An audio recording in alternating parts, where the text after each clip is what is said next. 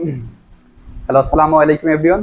আমরা Mymensingh board 2024-এর physics first পেপারে তোমার যে কোশ্চেনগুলো আসছিল এই কোশ্চেনগুলো আমরা পুরো কোশ্চেনটা সলভ করার ট্রাই করব। যে 1 থেকে 8 পর্যন্ত তোমার ময়মনসিংহ বোর্ড 2024-এ যে কোশ্চেনগুলো আসছে তো এইগুলো আমরা একটু ধারাবাহিকভাবে সলভ করার ট্রাই করব, ঠিক আছে? সো আমরা এখানে বোর্ডে 3টা কোশ্চেন লিখে রাখছি। যে তোমার সিমিলার চ্যাপ্টারের ক্ষেত্রে কোশ্চেনগুলো এরকম লেখা হয়েছে, বাট কোশ্চেনে তোমার র্যান্ডম হইতে পারে বা উল্টে পাল্টে গেছে কোশ্চেনগুলো, বাট আমি নাম্বার দিয়ে রাখছি এখানে কোন কোশ্চেনগুলো আমরা সলভ করতেছি কোশ্চেন ওয়াইজ, ঠিক আছে? আচ্ছা, তোমার প্রথম কোশ্চেনটা ছিল হচ্ছে ভেক্টর চ্যাপ্টার থেকে। তোমাকে বলা আছে যে দুইটা ভেক্টর দেওয়া আছে, যে v is equal two 2i plus 3j minus xk, ঠিক আছে?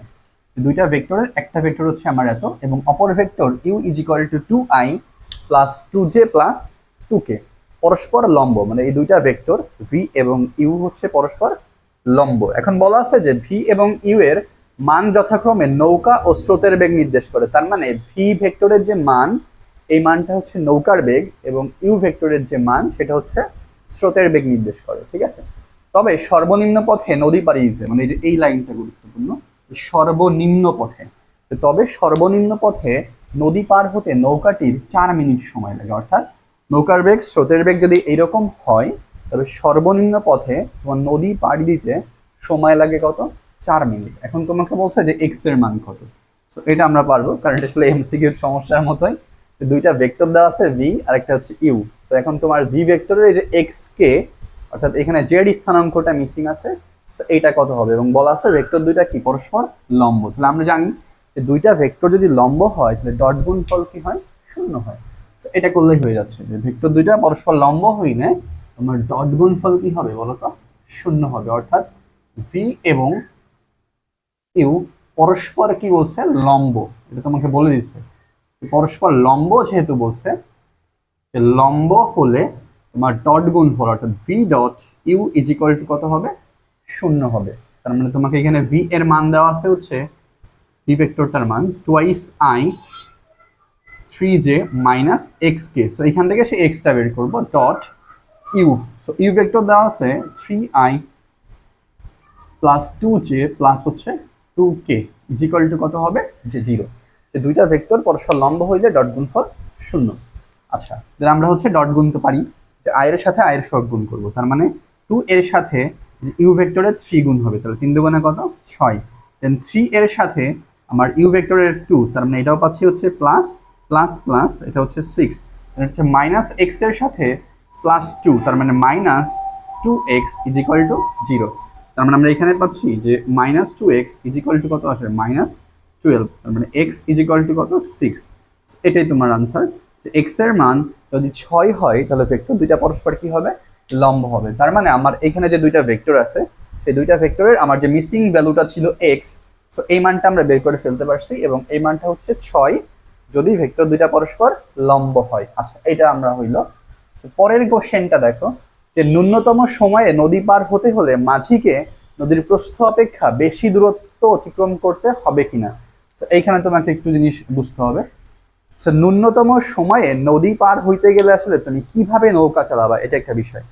যে ন্যূনতম সময়ে নদী পার হইতে গেলে তোমাকে বলছে যে মাঝিকে প্রস্থ অপেক্ষা বেশি দূরত্ব অতিক্রম করতে হবে কি না, এটা আমরা বের করবো, ঠিক আছে?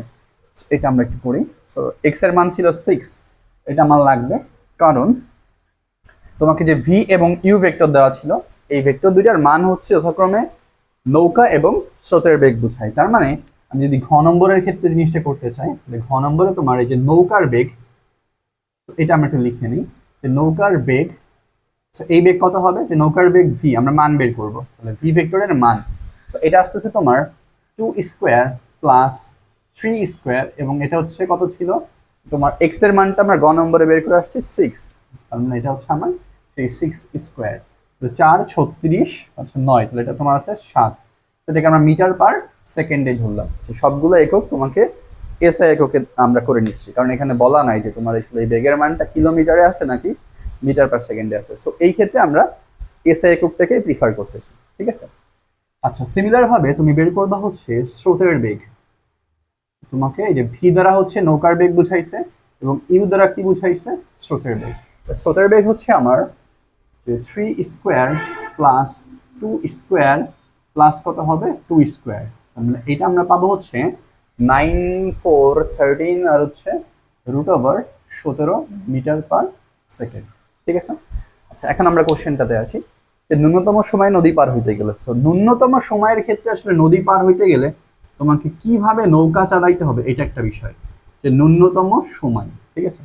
আমি যদি একটা নদীকে ধরো যে ন্যূনতম সময়ে নদী পার হবে, ঠিক আছে, তাহলে তোমার এই যে এ থেকে নৌকা চালাবা, নদীর তোমার দুইটা পাড়, এটা একটা পাড়, এটা আর একটা পাড়। সো তুমি এ থেকে নৌকা চালিয়ে ঠিক বিপরীত বিন্দু, সেটা হচ্ছে বি, মানে এ এবং বি হচ্ছে নদীর ঠিক বিপরীত দুইটা বিন্দু। ঠিক আছে। এখন তোমাকে বলছে ন্যূনতম সময়ে নদী পার। সো ন্যূনতম সময় যদি বলে, তাহলে এই ক্ষেত্রে তোমাকে নৌকা চালাইতে হবে হচ্ছে স্রোতের বেগের সাথে 90 ডিগ্রি কোণে। তার মানে এই কথাটা থাকলে যে ন্যূনতম, এদিকে তোমার সেই স্রোতের বেগ ইউ, এটা ছিল √17। আচ্ছা, তাহলে ন্যূনতম সময় বললে আমি নৌকা চালাবো কি ঠিক স্রোতের বেগের সাথে 90 ডিগ্রি। স্রোতের বেগের সাথে 90 ডিগ্রি মানে আসলে তুমি ঠিক আড়াআড়ি নৌকা চালাইতে হবে, অর্থাৎ ন্যূনতম সময় বললে আমি নৌকা চালাবো হচ্ছে ঠিক আড়াআড়ি, তার মানে এ থেকে বি এর দিকে। অর্থাৎ আমাকে নৌকা চালাইতে হবে কি বলতো, এ থেকে যে বি এর দিকে, এবং এইদিকে তুমি যে বেগে নৌকা চালাচ্ছিলা সেই নৌকার বেগ হচ্ছে 7 মিটার পার সেকেন্ড। তো এরকম যদি নৌকা চালাও তখনই তোমার কি হবে, সময়টা ন্যূনতম হবে, বা নদী পাড়ি দেওয়ার সময়টা হবে কি ন্যূনতম বা লোয়েস্ট। তাহলে এরকম নৌকা চালালে তোমার অবশ্যই স্রোতের বেগ এবং নৌকার বেগের এই মধ্যবর্তী কোণটা কত হয় বলতো, অর্থাৎ আলফার মানটা হয় হচ্ছে 90 ডিগ্রি। বা আমরা এভাবে বলতে পারি যে স্রোতের বেগ এবং নৌকার বেগের মধ্যবর্তী কোণ 90 ডিগ্রি হইলে তোমার নদী পাড়ি দেওয়ার যে সময় হবে সেই সময়টা হচ্ছে ন্যূনতম হবে। ঠিক আছে। আচ্ছা, ন্যূনতম সময় নদী পার হইতে হলে মাঝিকে নদীর প্রস্থ বরাবর। তাহলে এখন দেখো যে আমি ন্যূনতম সময় নদী পার হব, তার মানে এ থেকে বি এর দিকে নৌকা চালাইছি। তাহলে এ থেকে বি এর দিকে নৌকা চালাইলে আমার যেহেতু নদীতে স্রোত আছে, স্রোত কি ধাক্কা দিবে না? ধাক্কা দিলে তুমি কি এ থেকে বি এর দিকে যাইতে পারবা না। তুমি হচ্ছে একটু সাইড হয়ে মনে করো এই দিকে চলে আসবে। তার মানে এইটাই তোমাকে বলছে যে ন্যূনতম সময়ে নদী পার হইতে গেলে তুমি আসলে ঠিক বিপরীত পাড়ে পৌঁছাইতে পারবা না, তুমি হচ্ছে এই যে একটু এই যে দূরে সরে আসবা, অর্থাৎ তুমি ডিরেক্টলি নদীর প্রস্থ বরাবর আর পৌঁছাইতে পারতেছো না। এইদিকে তোমার সেই লব্ধি কাজ করতেছে, এটার নাম হচ্ছে সি, এই বিন্দুটার নাম হচ্ছে আমার সি। ঠিক আছে, এটা আমাকে বলছে এখানে নদীর প্রস্থ হচ্ছে এ বি, তোমাকে বলছে নদীর প্রস্থ অপেক্ষা বেশি দূরত্ব অতিক্রম করে। নদীর প্রস্থ বের করতে হবে, তার মানে এ বি কত এটা বের করবো আমরা, আর হচ্ছে বেশি দূরত্ব মানে হচ্ছে এই যে এসি, অর্থাৎ ন্যূনতম সময়ে নদী পার হইতে গেলে আমি পৌঁছাবো হচ্ছে এই যে এসি বরাবর, তার মানে আমাকে এসি বের করতে হবে আর নদীর প্রস্থ এবি বের করতে হবে। এই দুইটার মধ্যে কোনটা বড় বা ছোট এটা আমরা দেখলে হয়ে যাচ্ছে। ঠিক আছে, এটা আমরা করে ফেলি। এখানে একটা ক্লু দেওয়া আছে যে ন্যূনতম সময় নদী পার হইতে গেলে কত মিনিট সময় লাগতেছে, 4 মিনিট। তাহলে আমরা এখান থেকে একটা জিনিস জানি, দেখো আমরা জানি যে নদী পার হওয়ার সময় টি ইজ ইকুয়াল টু নদীর প্রস্থ, এই নদীর প্রস্থ আমি ধরলাম হচ্ছে এ বি বাই হচ্ছে ভি সাইন আলফা, এটা ছিল যে ন্যূনতম সময়ে নর্মালি হচ্ছে নদী পাড়ি দেওয়ার ক্ষেত্রে আমরা যে টাইম বের করতে চাই, এই টাইমটা ছিল T is equal to A B. So A B মানে হচ্ছে নদীর প্রস্থ বাই হচ্ছে ভি সাইন আলফা, এখানে ভি হচ্ছে আমার নৌকার বেগ।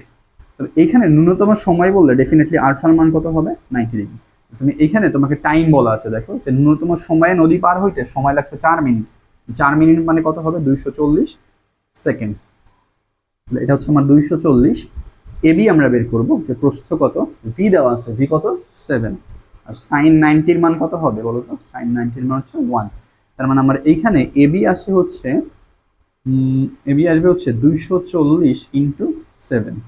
এটা করলে আমরা নদীর প্রস্থ কত মিটার সেটা পেয়ে যাচ্ছি, যে 240 × 7।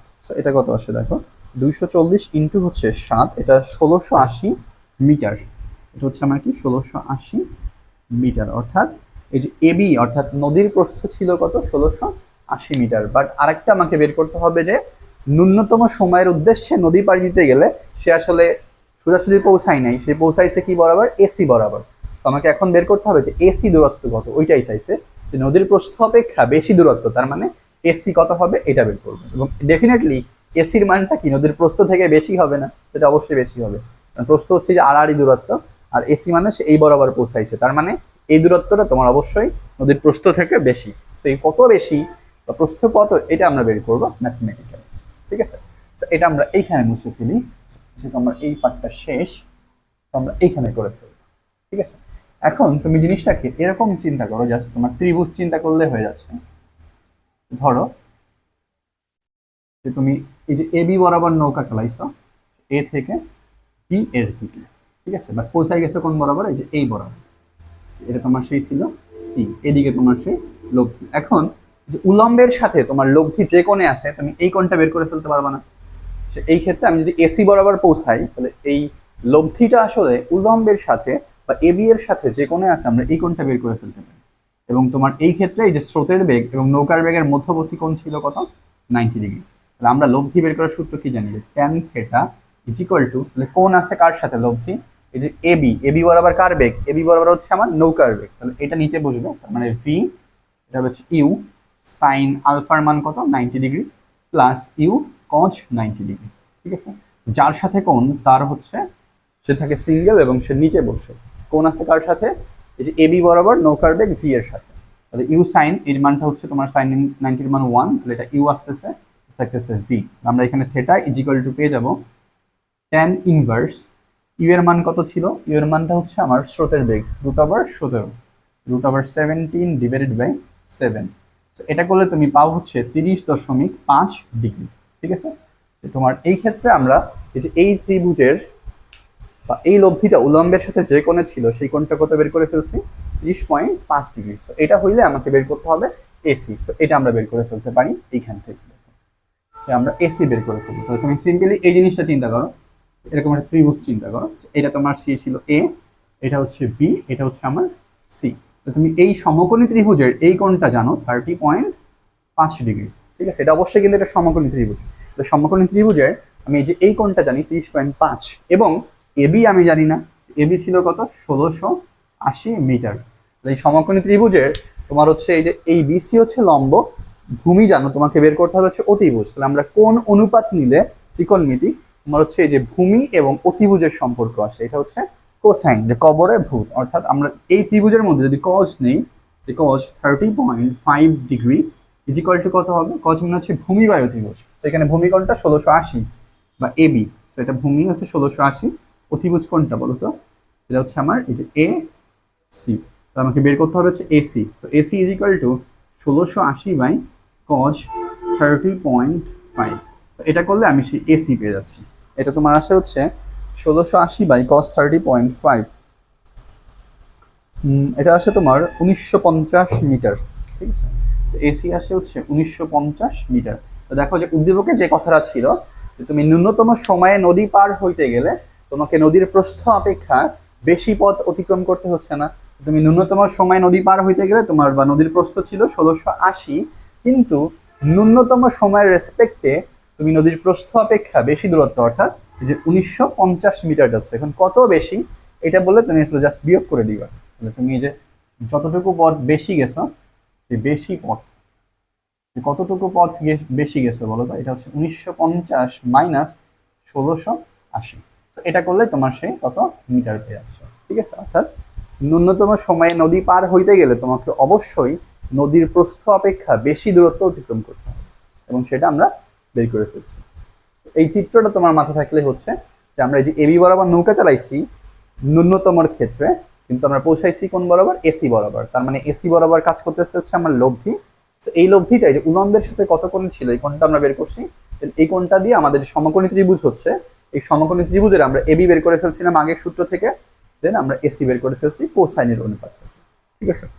এটাই তোমার হচ্ছে নদী নৌকার অঙ্কটা ছিল। আচ্ছা, পরের 5 নম্বর কোশ্চেনটাও, যে প্রশ্নের হচ্ছে 5 নম্বর, বাট এটা ভেক্টর রিলেটেড, তো এই জন্য আমি একসাথে লিখে দিচ্ছি দুইটা।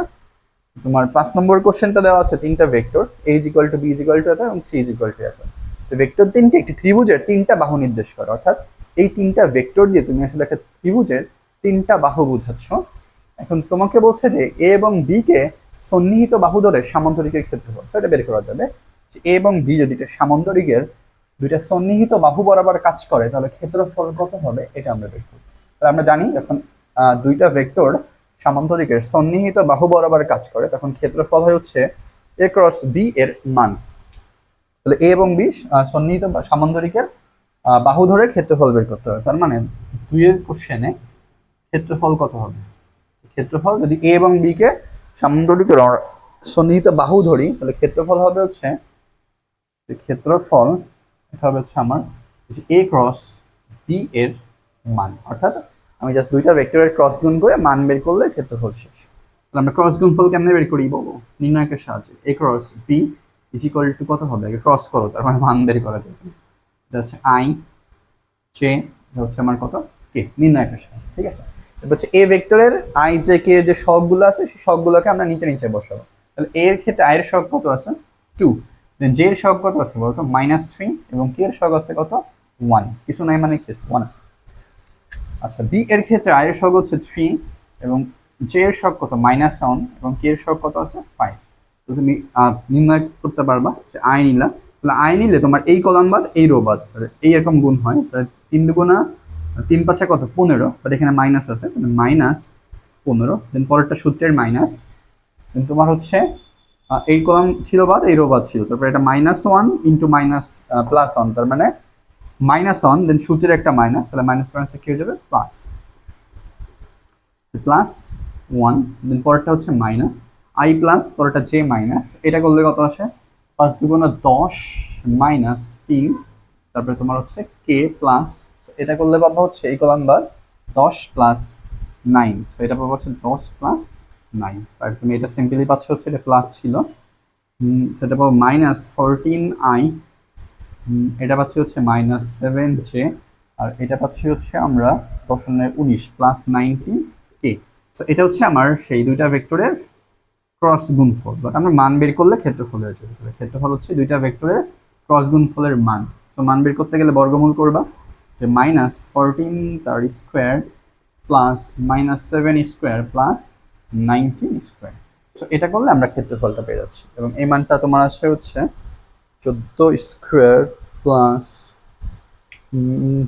প্লাস হচ্ছে 19 স্কোয়ার, এটা তোমার হচ্ছে রুট ওভার আনসার, এটা হচ্ছে 24.61, তোমার হচ্ছে 24.61 স্কোয়ার মিটার স্কোয়ার বা বর্গ মিটার। অর্থাৎ যখন একটা সামান্তরিকের দুইটা সন্নিহিত বাহু বরাবর দুইটা ভেক্টর কাজ করে, তখন সামান্তরিকের ক্ষেত্রফল হয় হচ্ছে ওই দুইটা ভেক্টরের ক্রস গুণফলের মান।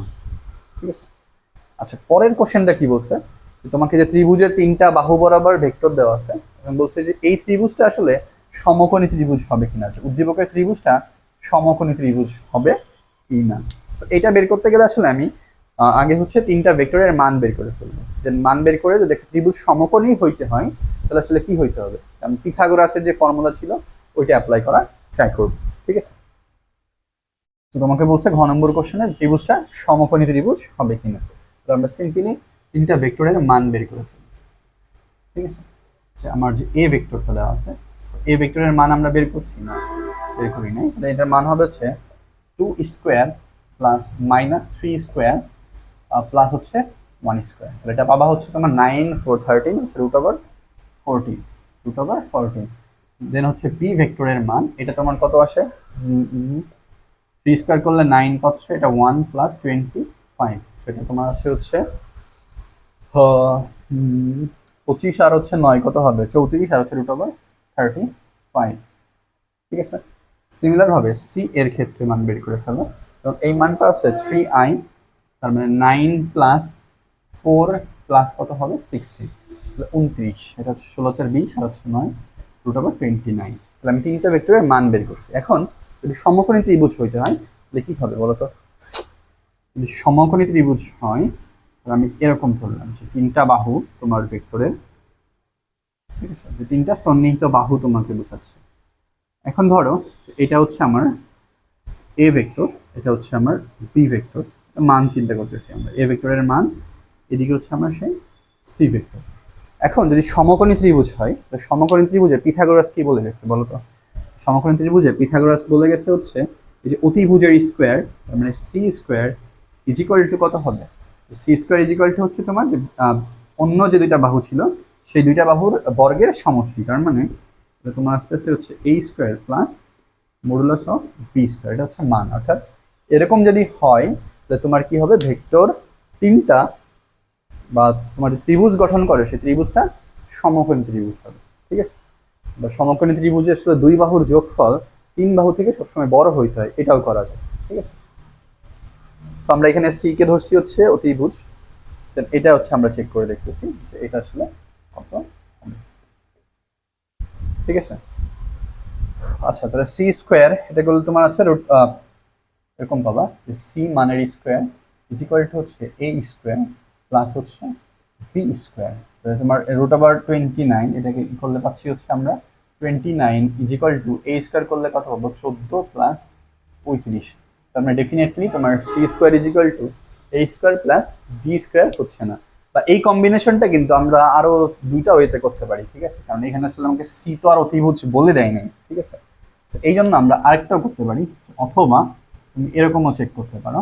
ধরো যে এবার তুমি ধরলা হচ্ছে যে বি হচ্ছে অতিভুজ, B square is equal to হচ্ছে তোমার এ স্কোয়ারের মান প্লাস হচ্ছে সি ভেক্টরের মানের স্কোয়ার। তাহলে বি কে স্কোয়ার করলে কত আসে বলো তো? 35 ইজ ইকুয়াল টু তুমি এ করলে পাবা 14 প্লাস 29। তো এটাও কি ইকুয়াল হয়? এটাও ইকুয়াল হচ্ছে না, ঠিক আছে।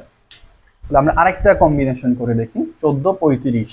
আচ্ছা তো আমরা আরেকটা কম্বিনেশন আমাদের হয়, আমরা অতিভুজ বানাইছি সি বি, আরেকটা হয় হচ্ছে এ। এ কে যদি অতিভুজ ধরা হয় তাহলে A square is equal to কত হবে? B square plus C square. তাহলে এ ছিল হচ্ছে আমার 14 ইজ ইকুয়াল টু বি ছিল 29, না বি ছিল 35 প্লাস সি ছিল হচ্ছে 29। তো এটাও কি হচ্ছে না তোমার সমান হচ্ছে না। তার মানে উদ্দীপকে যে ত্রিভুজটা ছিল এই ত্রিভুজটা আসলে তোমার সমকোণী ত্রিভুজ না। আমরা এখানে এবিসি তিনটাকেই পৃথকভাবে ত্রিভুজের অতিভুজ ধরে আলটিমেটলি পিথাগোরাসের ফর্মুলাটা অ্যাপ্লাই করছি। বাট অ্যাপ্লাই করে আসলে কোনো ক্ষেত্রেই তোমার কি হয় না যে অতিভুজের স্কোয়ার ইজ ইকুয়াল টু বিপরীত বাহুগুলোর বর্গের সমষ্টি, এটা হয় না, ঠিক আছে। তো এইটা তোমার ছিল হচ্ছে মেইনলি ভেক্টর চ্যাপ্টারে যে দুটো সমস্যা সেটা।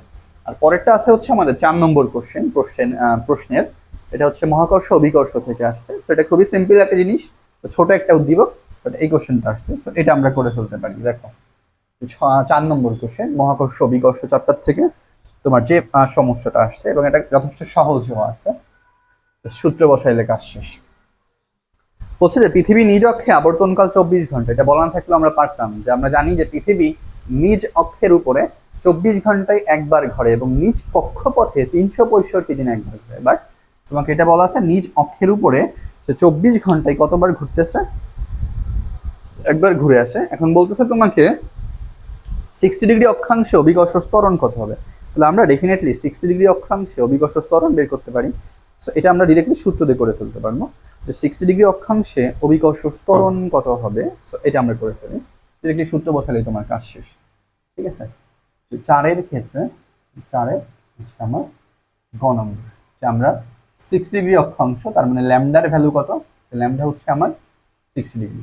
60 ডিগ্রি অক্ষাংশে অভিকর্ষ ত্বরণ বের করবো। তাহলে আমরা জানি যে G lambda is equal to G minus omega square R into cos square lambda, এটা আমাদের সূত্র ছিল।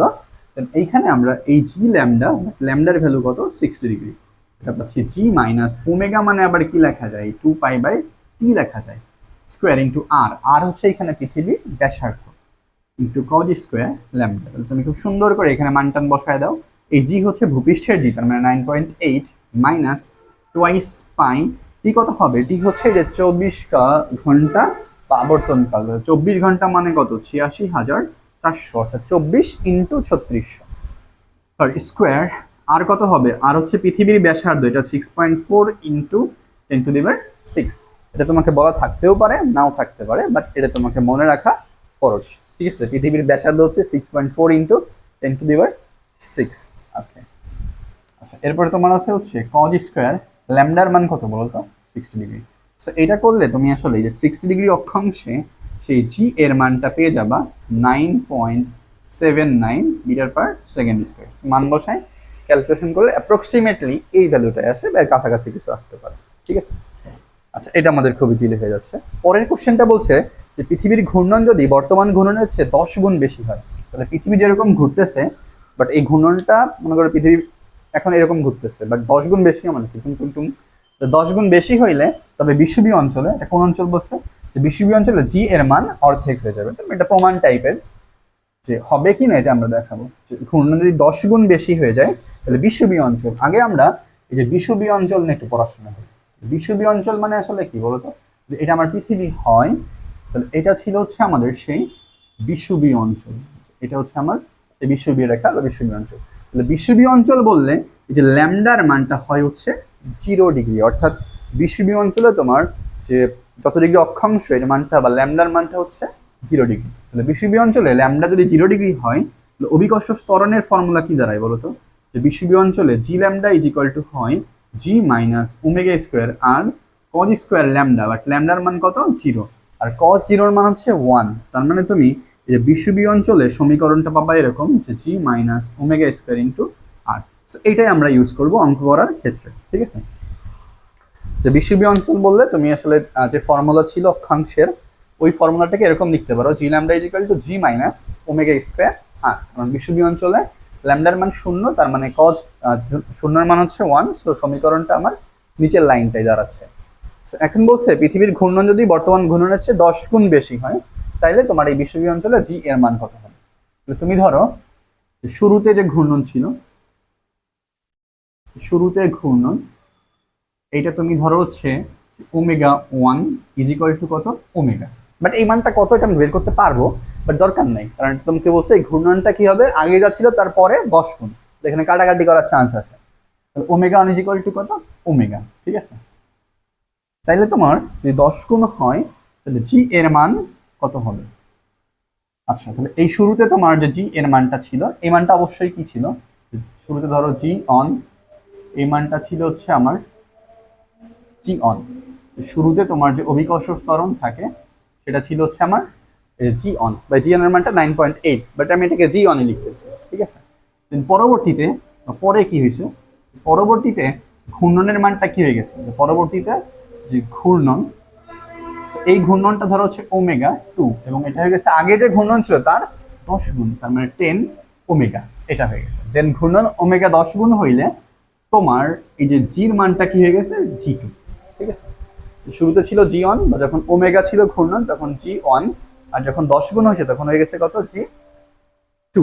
এখন আমাকে বের করতে হবে হচ্ছে কি বলো? বের করতে হবে হচ্ছে তোমার জি এর মানের অর্ধেক হবে কিনা। তাহলে আমরা এটাকে এরকম করতে পারি। আচ্ছা, তাহলে আমরা সূত্র কি আসতেছে বিষুবীয় অঞ্চলের ক্ষেত্রে? যে G lambda is equal to ছিল G minus omega square into R. তাহলে এটাকে আমরা দুইটা ক্ষেত্রে লিখি যে G on is equal to G minus omega square into হচ্ছে আর। ব্যাসার্ধ তো চেঞ্জ হচ্ছে না, ঠিক আছে? এটাকে ওমেগা 1 স্কোয়ার ইন্টু হচ্ছে আর লিখো, এটা 1 নম্বর ইকুয়েশন দাও। দেন আরেকটা লিখো হচ্ছে যে জি টু ইজ ইকুয়াল টু, অর্থাৎ জি টু মানে হচ্ছে যখন ঘূর্ণনটা 10 গুণ হচ্ছে তখন অভিকর্ষ ত্বরণ বিষুবীয় অঞ্চলে মাইনাস ওমেগা 2 স্কোয়ার ইন্টু হচ্ছে আর। এটা হচ্ছে আমার যে দুইটা ইকুয়েশন পাচ্ছি, যে তোমার শুরুতে বা যখন ঘূর্ণনটা তোমার ওমেগা ছিল তখন বিষুবীয় অঞ্চল অভিকর্ষ ত্বরণ এরকম আসতেছে, আর যখন ঘূর্ণনটা 10 গুণ হয়ে গেছে তখন আমার এটা আসতেছে। তাহলে আমরা জি অনের মানটা আগে বের করি, ঠিক আছে? জি অন ইজ ইকুয়াল টু কত ছিল? G minus omega square into হচ্ছে আর, কারণ ওমেগা অনের মান কত? ওমেগা। তাহলে আমরা এটা জি মান কত? 9.8 মাইনাস ওমেগা মানে কি লেখা যায়? 2 পাই বাই টি তার স্কোয়ার ইন্টু হচ্ছে আর, পৃথিবীর ব্যাসার্ধ 6.4 ইন্টু 10⁶। তাহলে আমরা এটা বের করে ফেলি যে জি অন 9.8 মাইনাস এইটুকুন কত হবে, এটা আমরা ক্যালকুলেশন করে ফেলি। 2 পাই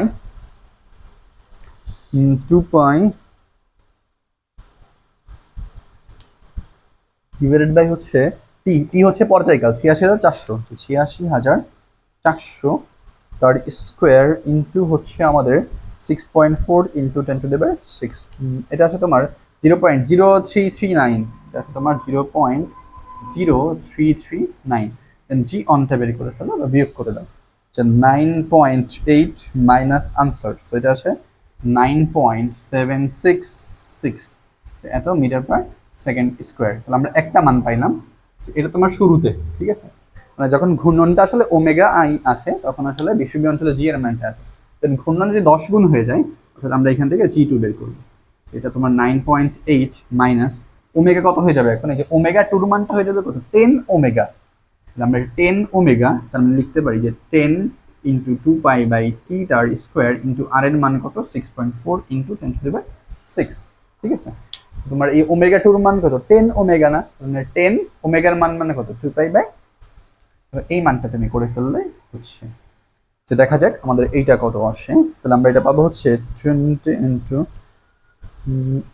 6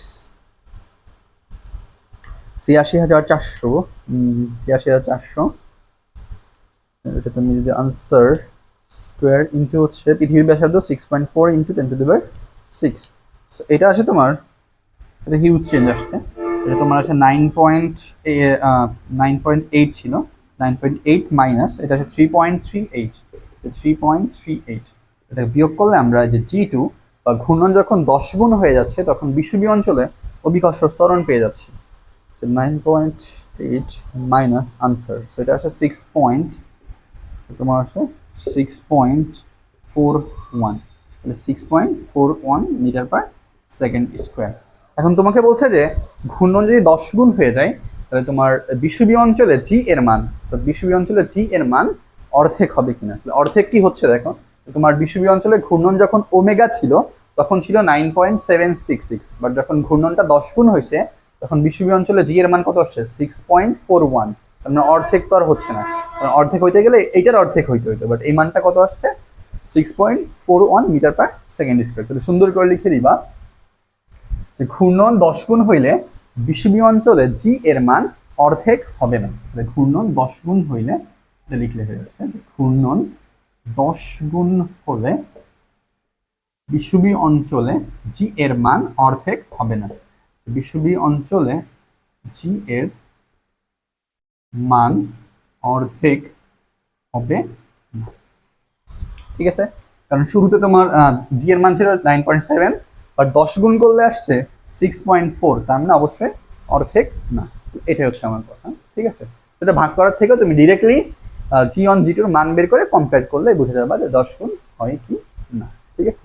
আর বিষুবীয় অঞ্চল বললে এখানে তোমার ল্যামডার মান কত হয় 0 ডিগ্রি, আর মেরু বললে কত হবে ল্যামডার মান 90 ডিগ্রি। সো এই ক্ষেত্রে সূত্র চেঞ্জ হয়। এটাই হচ্ছে আমার 3টা কোশ্চেনের সমাধান। দেখো হচ্ছে আমরা ময়মনসিংহ বোর্ডের হচ্ছে তোমার 2 নম্বর কোশ্চেনটা দেখি।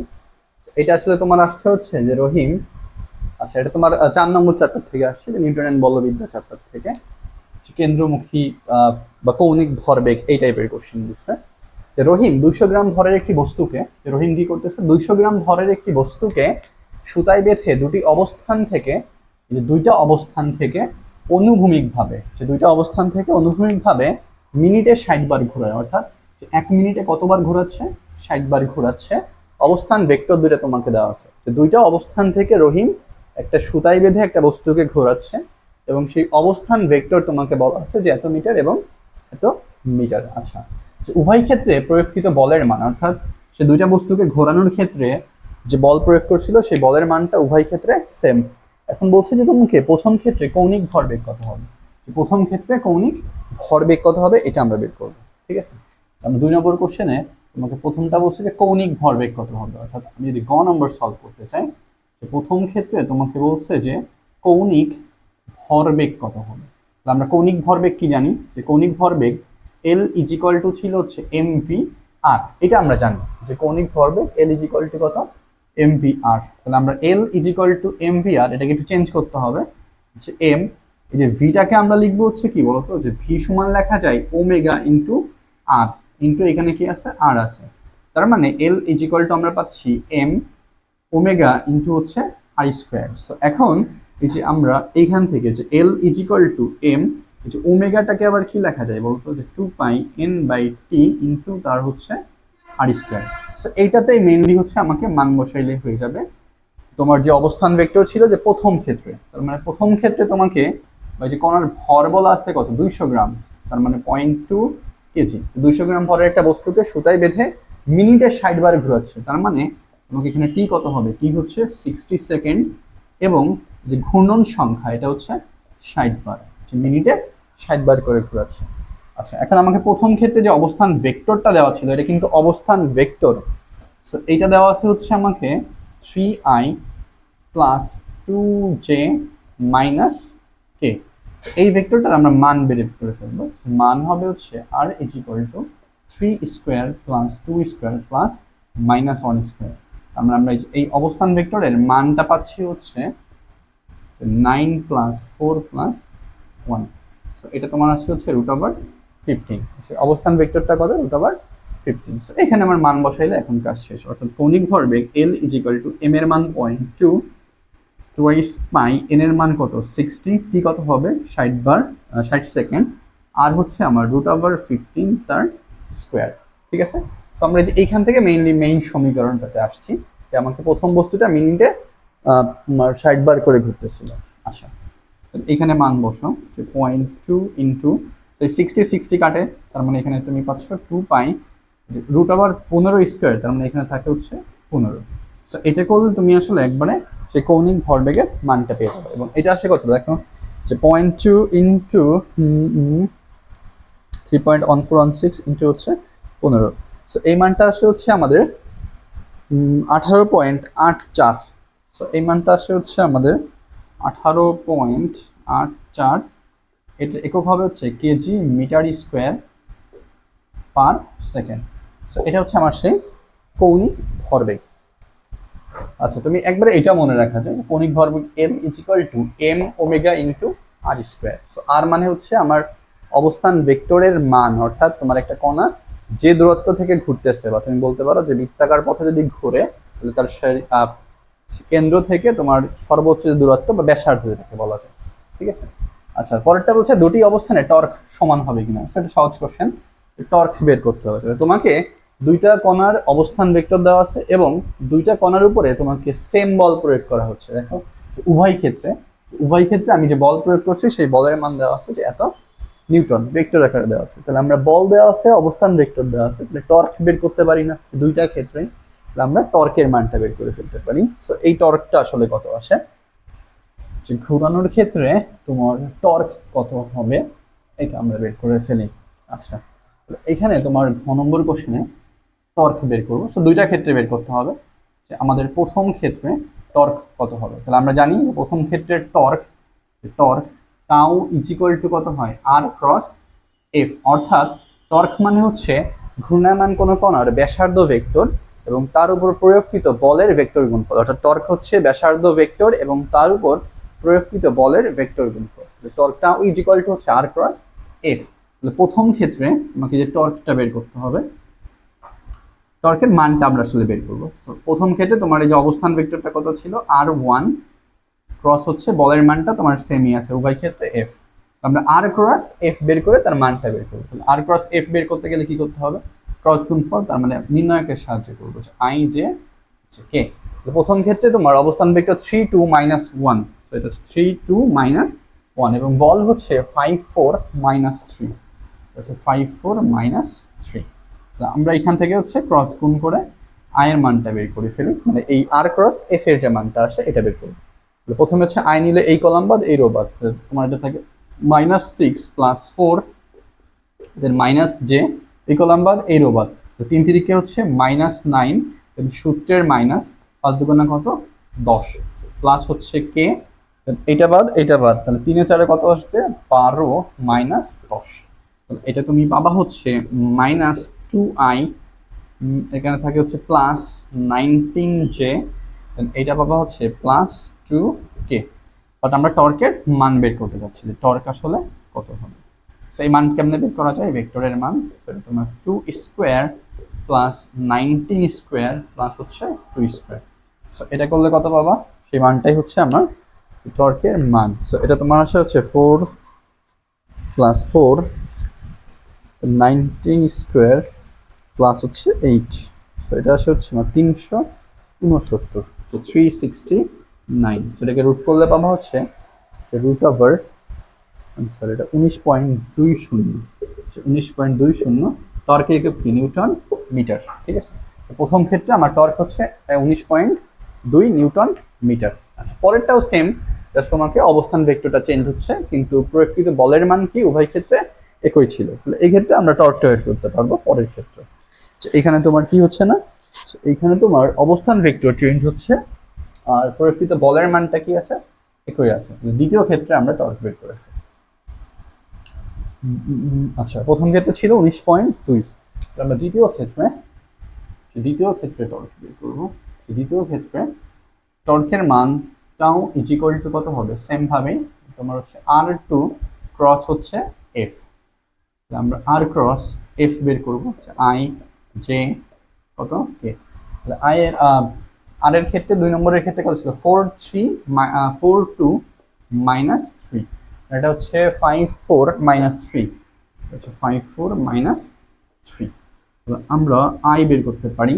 আই নিলে কি হবে, এই কলাম বাদ এই রো বাদ, তাহলে 3 2 আর মাইনাস 3, তাহলে কত হবে -6, দেন 4 মাইনাস 3, তার মানে -12, কিন্তু এখানে সূত্রের একটা মাইনাস আছে, তাহলে প্লাসে প্লাস মাইনাসে মাইনাসে কি হবে +12, দেন আই মাইনাস জে, এই কলাম বাদ এই রো বাদ, তাহলে 3 4 12 মাইনাস কত হবে -3 5 15, সূত্রের মাইনাস, তাহলে প্লাস হচ্ছে 15, তাহলে হচ্ছে প্লাস কে, এই কলাম বাদ এই রো বাদ, 4 4 16 মাইনাস 10, এটা করলে পেয়ে যাচ্ছে হচ্ছে তোমার 2i 6i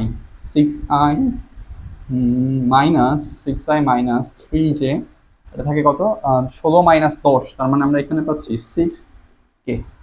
এটা হচ্ছে আমার দ্বিতীয় ক্ষেত্রে টর্ক, এবং এই টর্কের মান কত হবে 6 square plus 3 square plus 6 square, তার মানে 36 প্লাস 9 প্লাস 36, সেটা তোমার আসলে হচ্ছে 72 আর 9 81। তার মানে বোঝা যাচ্ছে যে দুইটা ক্ষেত্রে আসলে টর্ক সমান না, অর্থাৎ √81 এই মানটা আসে হচ্ছে 81, সেটা আসলে হচ্ছে আমার 9 নিউটন মিটার। সো দুই ক্ষেত্রে তোমার প্রকৃত টর্কের মান আসলে কি না সমান। সেই কোশ্চেনটা সহজই, জাস্ট তোমার টর্ক মানে আসলে আর ক্রস এফ, অর্থাৎ অবস্থান ভেক্টর দেওয়া থাকলে এবং কণার উপর প্রকৃত ভেক্টরটা বলা থাকলে, প্রকৃত বলের মান যদি ভেক্টর আকারে দেওয়া থাকে, তাহলে আমরা আসলে টর্কের মানটা অবস্থান ভেক্টর এবং প্রকৃত বলের ভেক্টর গুণফল করে আসলে বের করতে পারি। ঠিক আছে, আচ্ছা পরের প্রবলেমটা হচ্ছে 5 নম্বর কোশ্চেন। আচ্ছা 7 নম্বর চ্যাপ্টার থেকে আসছে, যে পদার্থের গাঠনিক ধর্ম, ইয়ং এর গুণাঙ্ক দিছে, এটা আমরা করে ফেলি, দেখা যাক কত হয়। ঠিক আছে, আচ্ছা 5 নম্বরটা করে ফেলি, টিং টিং টিং। আচ্ছা এটা কি বলছে দেখো, যে এ এবং বি দুইটা তারের দৈর্ঘ্য সমান, অর্থাৎ তুমি দুইটা তার নিয়ে কাজ করতেছো, এ এবং বি, সেই দুইটা তারের দৈর্ঘ্য সমান, এ তারের ব্যাস 3 মিলিমিটার, এ তারের ব্যাস দেওয়া আছে হচ্ছে 3 মিলিমিটার, এবং ইয়ং এর গুণাঙ্ক বলা আছে, এটা হচ্ছে 2 × 10⁹ newton per metre square. B তারের ব্যাস দেওয়া আছে 2 মিলিমিটার, তার দুটিতে পৃথক পৃথক সময়ে, মানে দুইটা তারে তুমি ডিফারেন্ট টাইমে প্রতিটিতে 40 কেজি ভর ঝুলাইছে, অর্থাৎ প্রত্যেক তারে তুমি আসলে কি করছো 40 কেজি ভর ঝুলাইলে প্রথম তারটির দৈর্ঘ্য, এই লাইনটা গুরুত্বপূর্ণ, হচ্ছে ভর ঝুলাইলে প্রথম তারটির দৈর্ঘ্য বৃদ্ধি হয় দ্বিতীয় তারের 3 গুণ, অর্থাৎ তুমি যদি 40 কেজি ভর ঝুলাও, তাহলে প্রথম তারটির যে দৈর্ঘ্য বৃদ্ধি হবে এটা হবে হচ্ছে আমার দ্বিতীয় তারের 3 গুণ। আচ্ছা এখন তোমাকে বলছে যে প্রথম তারের দৈর্ঘ্য 30% বৃদ্ধি করলে একক আয়তনে সঞ্চিত শক্তি, এখানে সূত্র বসাইলে কাজ শেষ। দৈর্ঘ্য বৃদ্ধি কত পার্সেন্ট 30%, 30% দৈর্ঘ্য বৃদ্ধিতে আমি একক আয়তনে সঞ্চিত শক্তি বের করবো। তাহলে আমরা প্রথম তারের ক্ষেত্রে কি কি দেওয়া আছে এটা একটু দেখি, তোমাকে তারের এক্স্যাক্টলি প্রকৃত দৈর্ঘ্য কত এটা কিন্তু বলা নাই, যে কোথাও তারের আদি দৈর্ঘ্য দেওয়া নাই, কিন্তু আমরা ধরে নিই যে গ নম্বরের ক্ষেত্রে এটা এ তারের ক্ষেত্রে বলছে, আমরা ধরলাম যে এটা হচ্ছে এ তার, তাহলে এ তারের তুমি ধরে নাও যে আদি দৈর্ঘ্য, এ তারের যেহেতু আমাকে আদি দৈর্ঘ্য বলা নাই, এটা আমি ধরে নিলাম যে আদি দৈর্ঘ্য হচ্ছে এল, এবং দৈর্ঘ্য কত পার্সেন্ট বৃদ্ধিতে বলছে 30%, তার মানে এ তারের দৈর্ঘ্য বৃদ্ধি এটা কত পার্সেন্ট বলো তো, দৈর্ঘ্য বৃদ্ধি হচ্ছে স্মল এল, এটা হবে হচ্ছে তোমার আদি যে দৈর্ঘ্য ছিল তার 30%, 30% দৈর্ঘ্য বৃদ্ধি করলে একক আয়তনে সঞ্চিত কত হবে, তো দৈর্ঘ্য বৃদ্ধি এটা হবে হচ্ছে আমার 30%, এটা হচ্ছে এল, অর্থাৎ আদি দৈর্ঘ্যের কত পার্সেন্ট 30%, এল ইন্টু 30%, 30/100, এটা তোমার আসে হচ্ছে দৈর্ঘ্য বৃদ্ধি 0.3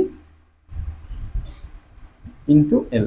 ঠিক আছে, এবং তুমি যে বল দিছিলা সেই বলের মান দেখো mg, অর্থাৎ তুমি যে ভর ঝুলাইছিলা 40 কেজি, তাহলে 40 কেজির যে বল হবে সেই বল হচ্ছে 40 ইন্টু 9.8, 4 নং 36 আর 4 8 32, এটা কত আসে আমরা 40 ইন্টু 9.8, সো এটা আসে 392, এটা পাচ্ছি হচ্ছে আমরা 392 নিউটন, এবং এ তারের ব্যাস দেওয়া আছে হচ্ছে 3 মিলিমিটার, ব্যাস থেকে আমরা কেমনে ব্যাসার্ধে আসতে হয়, তারপরে ক্ষেত্রফলে আসতে হয়, তো ব্যাস দেওয়া আছে 3 মিলিমিটার, সো মিলিমিটারকে একবারে মিটারে নিয়ে নাও, 3 ইন্টু 10⁻³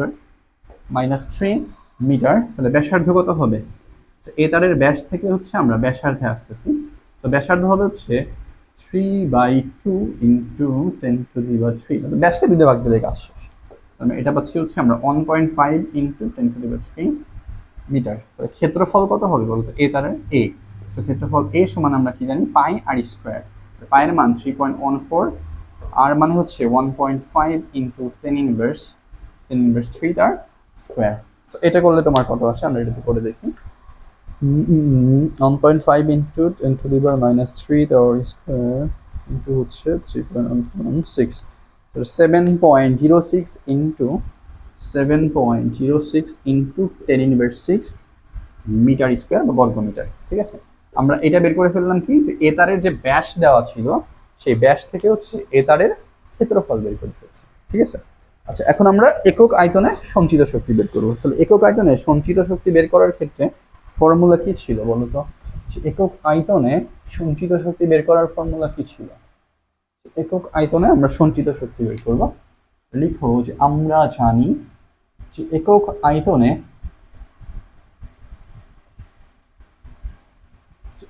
আয়তনে সঞ্চিত শক্তি, একক আয়তনে সঞ্চিত শক্তি ছিল হচ্ছে U prime is equal to half into পীড়ন গুণ বিকৃতি।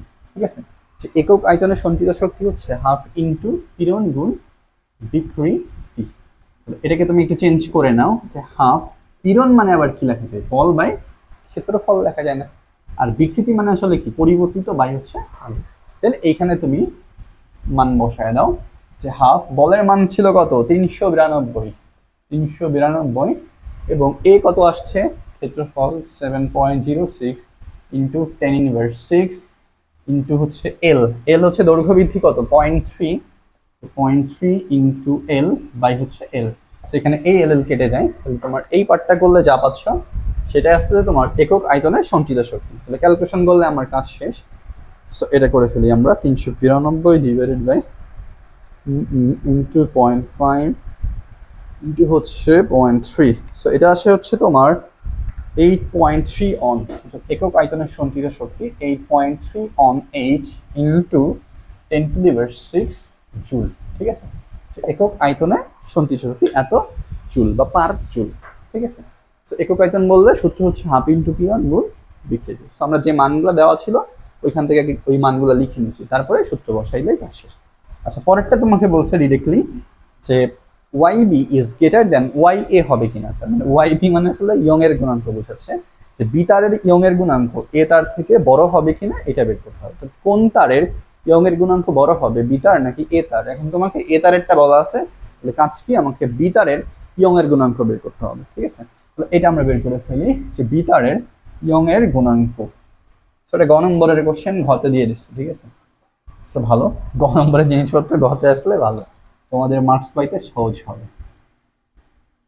আচ্ছা তাহলে আমরা বের করবো কি? বিটারের ইয়ং এর গুণাঙ্ক। তাহলে কি বলা আছে দেখো, যে বিটারের ব্যাস দেওয়া আছে 2 মিলিমিটার। তাহলে তুমি একটু কষ্ট করে ব্যাসার্ধ বের করে ফেলো তো। যে বিটারের ক্ষেত্রে, এটার ক্ষেত্রে হচ্ছে আমরা বিটারের ব্যাসার্ধ কত হবে বলো?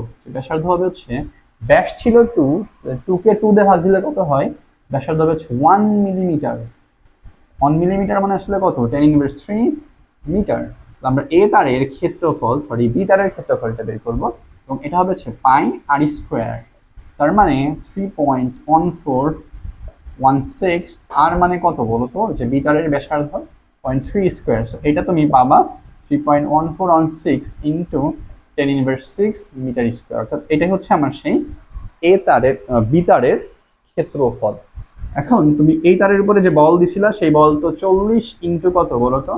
9.8, কারণ এ তার এবং বি তারের উপরে তুমি সমান ভরে ঝুলাইছো 40 কেজি। মানে এটা তোমার আসছিল 392 আসছিল, এটা তোমার আসছিল 392 নিউটন। ওকে, আর কি বলা আছে? যে বি তারের আদি দৈর্ঘ্য দেওয়া আছে নাই, তাহলে এটা আমি ধরে নেই যে বি তারের আদি দৈর্ঘ্য, আদি দৈর্ঘ্য কত বলতো? এল। ঠিক আছে, আচ্ছা আদি দৈর্ঘ্য হচ্ছে এল। এখন বলছে যে প্রথম তারটির দৈর্ঘ্য বৃদ্ধি, যে প্রথম তারটার দৈর্ঘ্য বৃদ্ধি হবে কি? প্রথম তারটার দৈর্ঘ্য বৃদ্ধি হচ্ছে দ্বিতীয় তারের 3 গুণ। ঠিক আছে, প্রথম তারটির দৈর্ঘ্য বৃদ্ধি হয় দ্বিতীয় তারের 3 গুণ। আচ্ছা, এখানে তোমাকে অবশ্য আরেকটা জিনিসও বের করতে হবে। আচ্ছা, দুইটার রেসপেক্টিং প্রথম তারটি দৈর্ঘ্য বৃদ্ধি হয় দ্বিতীয় তারের 3 গুণ। ঠিক আছে, যে প্রথম তারের দৈর্ঘ্য বৃদ্ধি হচ্ছে দ্বিতীয় তারের 3 গুণ। আমাকে দুইটা তার নিয়ে কাজ করা এখানে বেটার হবে। ঠিক আছে, তো এটা আমরা কম্পেয়ার করতে পারি যে প্রথম তারের দৈর্ঘ্য বৃদ্ধি হচ্ছে দ্বিতীয় তারের দ্বিগুণ বা 3 গুণ, 3 গুণ বলছি। ঠিক আছে, আচ্ছা তাহলে আমরা একটু কষ্ট করে মুছে দিই। তোমাকে যেহেতু এইটা বলছে, আমরা দুইটা তারের মধ্যে কম্পেয়ারটা করব যে কার ইয়ং এর গুণাঙ্ক বড় হবে। ঠিক আছে, তো এটা আমরা এরকম করি। দেখো যে দুইটা তারের ক্ষেত্রে আমরা এখানে ইনফরমেশন দিই, এ তার এবং বি তারের ক্ষেত্রে। তো তোমার এ তার এই সাইডে দাও, এই সাইডে দাও হচ্ছে তোমার বি তার। ঠিক আছে, তাহলে এ তারের উপরেও তোমার যে বল ছিল সেই বলটা হচ্ছে সেম বল, এবং এই বলটা ছিল হচ্ছে 392, এবং বি তারেও বল ছিল কত 392 নিউটন। ঠিক আছে, আচ্ছা, এবং এ তারের যে ক্ষেত্রফল ছিল এটা কিন্তু আমরা আগের কোশ্চেনে বের করে আসছিলাম। এ তারের ক্ষেত্রফল আমরা পাইছিলাম হচ্ছে 7.06 ইন্টু 10⁻6 মিটার স্কোয়ার, এবং এই যে বি তারের ক্ষেত্রফল এটা আমাদের আসছে কত, বি তারের ক্ষেত্রফল ছিল হচ্ছে 3.1416 ইন্টু 10⁻6 মিটার স্কোয়ার। ঠিক আছে, আমার যে ব্যাস ছিল সেই ব্যাস থেকে ব্যাসার্ধ দেন ক্ষেত্রফল। আচ্ছা, এবং আর কি দেওয়া আছে যে আদি দৈর্ঘ্য হচ্ছে দুইটা তারেরই সমান, তাহলে ক্যাপিটাল এল দুইটা তারের কি আছে সেমই আছে। এটাকে তুমি ধরো হচ্ছে A1, এটাকে ধরো হচ্ছে A2, মানে যে মানটা চেঞ্জ আছে আমরা ওই মানটা আসলে কি করব চেঞ্জ করে লিখতেছি। ঠিক আছে, এবং এখন ধরো যে এ তারের দৈর্ঘ্য বৃদ্ধি বলছে প্রথম তারের দৈর্ঘ্য বৃদ্ধি হয় দ্বিতীয় তারের 3 গুণ, তার মানে প্রথম তারে যে পরিমাণ দৈর্ঘ্য বৃদ্ধি পাবে এটা হচ্ছে দ্বিতীয় তারের 3 গুণ হবে। দ্বিতীয় তার মানে হচ্ছে বি তার, তুমি ধরো যে বি তারের দৈর্ঘ্য বৃদ্ধি। ঠিক আছে, যে বি তারের দৈর্ঘ্য বৃদ্ধি ধরো হচ্ছে এল, তাহলে এ তারের দৈর্ঘ্য বৃদ্ধি কত হবে, এ তারের দৈর্ঘ্য বৃদ্ধি হবে হচ্ছে বি তারের যে দৈর্ঘ্য বৃদ্ধি পাচ্ছে তার 3 গুণ। তার মানে এইটা তোমার হবে হচ্ছে, এটাকে তুমি ধরো হচ্ছে দৈর্ঘ্য বৃদ্ধি L2 = হচ্ছে L। এখন এই যে এ তার বা প্রথম তারের দৈর্ঘ্য বৃদ্ধি L1, এটা হচ্ছে 2 নম্বর তারের যে দৈর্ঘ্য বৃদ্ধি হয় তার 3 গুণ, তার মানে 3L। ঠিক আছে, এখন হচ্ছে আমাকে ইয়ং এর গুণাঙ্ক বের করতে হবে। এখন এ তারের ক্ষেত্রে ইয়ং এর গুণাঙ্ক ধরো হচ্ছে YA, এবং বি তারের ক্ষেত্রে কত YB। তাহলে আমরা দুইটা সূত্র লিখে ফেলতে পারি। এ তারের ক্ষেত্রে ইয়ং এর গুণাঙ্ক YA = হচ্ছে FL বাই হচ্ছে A1 ইন্টু হচ্ছে L1, এটা 1 নম্বর ইকুয়েশন দিয়ে দাও। আর বি তারের ক্ষেত্রে YB = FL বাই হচ্ছে A2 ইন্টু হচ্ছে L2, এটা হচ্ছে তোমার 2 নম্বর ইকুয়েশন। সো আমরা দুইটা ইকুয়েশন ভাগ করলে আলটিমেটলি কাজ শেষ, অর্থাৎ 1/2 এটা করলে তোমার আসে হচ্ছে YA বাই YB। সো এটা আমরা পাবো হচ্ছে FL বাই হচ্ছে A1 L1 ইন্টু হচ্ছে উল্টে যাবে A2 L2 divided by F into L। So FL FL কাটতেছে, এই সাইডে তুমি পাচ্ছ হচ্ছে A2 ছিল কত বলো তো, A2 এর মান হচ্ছে আমার 3.12, অর্থাৎ দ্বিতীয় তারের ক্ষেত্রফল যে 3.1416 ইন্টু 10⁻6, এবং L2 কত, L2 হচ্ছে বি তারের দৈর্ঘ্য বৃদ্ধি। সো বি তারের দৈর্ঘ্য বৃদ্ধি ছিল হচ্ছে L, এবং A1 ছিল হচ্ছে 7.06 ইন্টু 10⁻6, এবং এই L1 অর্থাৎ প্রথম তারের দৈর্ঘ্য বৃদ্ধি হচ্ছে 3L, অর্থাৎ দ্বিতীয় তারের 3 গুণ ছিল 3L। সেখানে তোমার LL কাটতেছে, তুমি এইদিকে পেয়ে যাচ্ছে হচ্ছে নিচের দিকে যদি করি এইটা পাবা হচ্ছে তোমার YA বাই হচ্ছে YB। এখানে তোমার যদি কাটাকাটি করা হয় বা আমি যদি ভাগ দিয়ে দিই তাহলে অনুপাতটা আসলে কত আসে এটা আমরা বের করে ফেলি। 7.06 ইন্টু 10⁻6 ইন্টু হচ্ছে 3, আমরা ভাগ করবো হচ্ছে 3.1416 ইন্টু 10⁻6 ডিভাইডেড বাই আনসার। এই মানটা আসে 0.148, অর্থাৎ এই যে এ তার এবং বি তারের ইয়ং এর গুণাঙ্কের অনুপাত এটা আসে 0.148। তাহলে অনুপাত আসছে আমার কি একের কম না, একের কম হইলে এখানে কোনটা বড় বা কোনটা ছোট হবে, YA বাই হচ্ছে YB = 0.148। তার মানে এরকম লিখতে পারো যে YA = YB ইন্টু হচ্ছে 0.148। এইখানে হচ্ছে আমার অবশ্যই এই যে বি তারের ইয়ং এর গুণাঙ্ক এ তার থেকে বড়, কারণ বি তারের সাথে একের ছোট একটা মান দিয়ে গুণ করলে মানটা ছোট হয়ে যাবে, অর্থাৎ যে মানটা বড় থাকে তার সাথে এক থেকে ছোট মান দিয়ে গুণ করলে মানটা ছোট হয়ে যায়, অর্থাৎ এখানে তোমার অবশ্যই তোমার উদ্দীপকে ঘ নম্বর কোশ্চেন যেটা বলছিল এটা ঠিক আছে, অর্থাৎ ওয়াই বি আমরা এইখান থেকে লিখতে পারি যে Y B is greater than কত ওয়াই এ, অর্থাৎ বি তারের ইয়ং এর গুণাঙ্ক এ তারের ইয়ং এর গুণাঙ্ক থেকে বড় বা বেশি। তো এটা আমরা জাস্ট দুইটা ইকুয়েশন তৈরি করে মেইনলি অনুপাত করে দিয়ে বের করে ফেলতে পারতেছি, ঠিক আছে। এবং এই ক্ষেত্রে তোমার আসলে যে মানটা যার সাথে গুণ করা হচ্ছে বা অনুপাত যদি একের ছোট হয় বা কম হয়, ওই অনুপাত দিয়ে তুমি একটা বড় মানকে গুণ করলে এটা ছোট হয়ে যায় এবং এটা তোমার ওয়াই এর সমান আসতেছে। তো এই ক্ষেত্রে হচ্ছে আমার ওয়াই বি, এটা বড় মান, কারণ এই বড় মানের সাথে তুমি অনুপাত একের কম আসছে, তার মানে এটাতে গুণ করলে এটা ছোট হয়ে যায় এবং এটা ওয়াই এ এর সমান হয়। তাহলে ওয়াই এ ছোট ছিল, এই জন্য তোমার ওয়াই বি অর্থাৎ বি তারের ইয়ংয়ের গুণাঙ্ক এ তার থেকে হচ্ছে বেশি। তো উদ্দীপকে তোমার যেটা দেওয়া ছিল এই কন্ডিশনটা আসলে ঠিক আছে। আচ্ছা, আমরা 3 নম্বর কোশ্চেনটা সলভ করব। তো তোমার এই বোর্ডের 3 নম্বর কোশ্চেন এবং 6 নম্বর কোশ্চেন এটা আসলে তোমার অষ্টম চ্যাপ্টার থেকে, এবং দুইটা সমস্যার মধ্যে আসলে স্প্রিং রিলেটেড বিষয় আছে। আমরা দুইটা কোশ্চেনই এখানে আসলে স্প্রিং রিলেটেড, এই জন্য আমরা দুইটাকে একবারে সলভ করবো, ঠিক আছে। আচ্ছা দেখো, এটা তোমাকে বলা আছে যে ঘর্ষণহীন, অর্থাৎ এই যে ঘর্ষণহীন অনুভূমিক তলের উপর একটি দৃঢ় অবস্থান থেকে একটি স্প্রিং এর এক প্রান্তে আটকিয়ে অপর প্রান্তে বল প্রয়োগ করে 5 সেন্টিমিটার সংকুচিত করে, অর্থাৎ 5 সেন্টিমিটার সংকুচিত করে ছেড়ে দেওয়া হলো, ঠিক আছে। যে 5 সেন্টিমিটার সংকুচিত করে আমি স্প্রিংটাকে ছেড়ে দিচ্ছি। এখন ছেড়ে দিলে স্প্রিংটি এতে আদি অবস্থানে ফেরত আসলো, তোমাকে কি দেওয়া হচ্ছে যে স্প্রিং ধ্রুবক হচ্ছে 120 নিউটন পার মিটার। তাহলে ঘটনা আসলে কি হচ্ছে দেখো, যে এটাকে আমি একটু চিত্রায়িত করতে চাই। যে তোমার একটা দৃঢ় অবলম্বন আছে, এটা এখানে একটা তল আছে, অনুভূমিক তল। এখন এই তলের উপরে তোমার একটি স্প্রিং ছিল, ঠিক আছে। ধরো যে প্রাথমিক অবস্থায় স্প্রিংটা এই যে এরকম অবস্থায় ছিল। এখন এই স্প্রিংটাকে এক প্রান্তে দৃঢ় অবলম্বনে আটকানো এবং অপর প্রান্তে তুমি কি করছো, একটা বল প্রয়োগ করছো। যে কি এখন কি পরিমাণ বল প্রয়োগ করছো এই বলটা আসলে বলা নাই। এরকম বল প্রয়োগে 5 সেন্টিমিটার সংকুচিত করা হলো, অর্থাৎ তুমি স্প্রিং এর ধরো এই প্রান্তে একটা বল দিছিলা, সেই বল হচ্ছে এফ।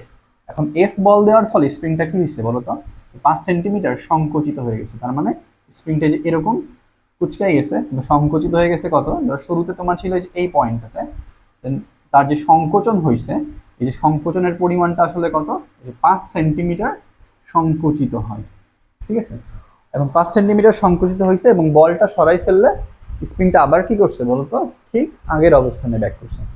আচ্ছা, এখন বলছে তোমাকে গ নম্বর কোশ্চেন, স্প্রিংটি 2.5 সেন্টিমিটার প্রসারিত করা হলে সঞ্চিত শক্তি কত হবে।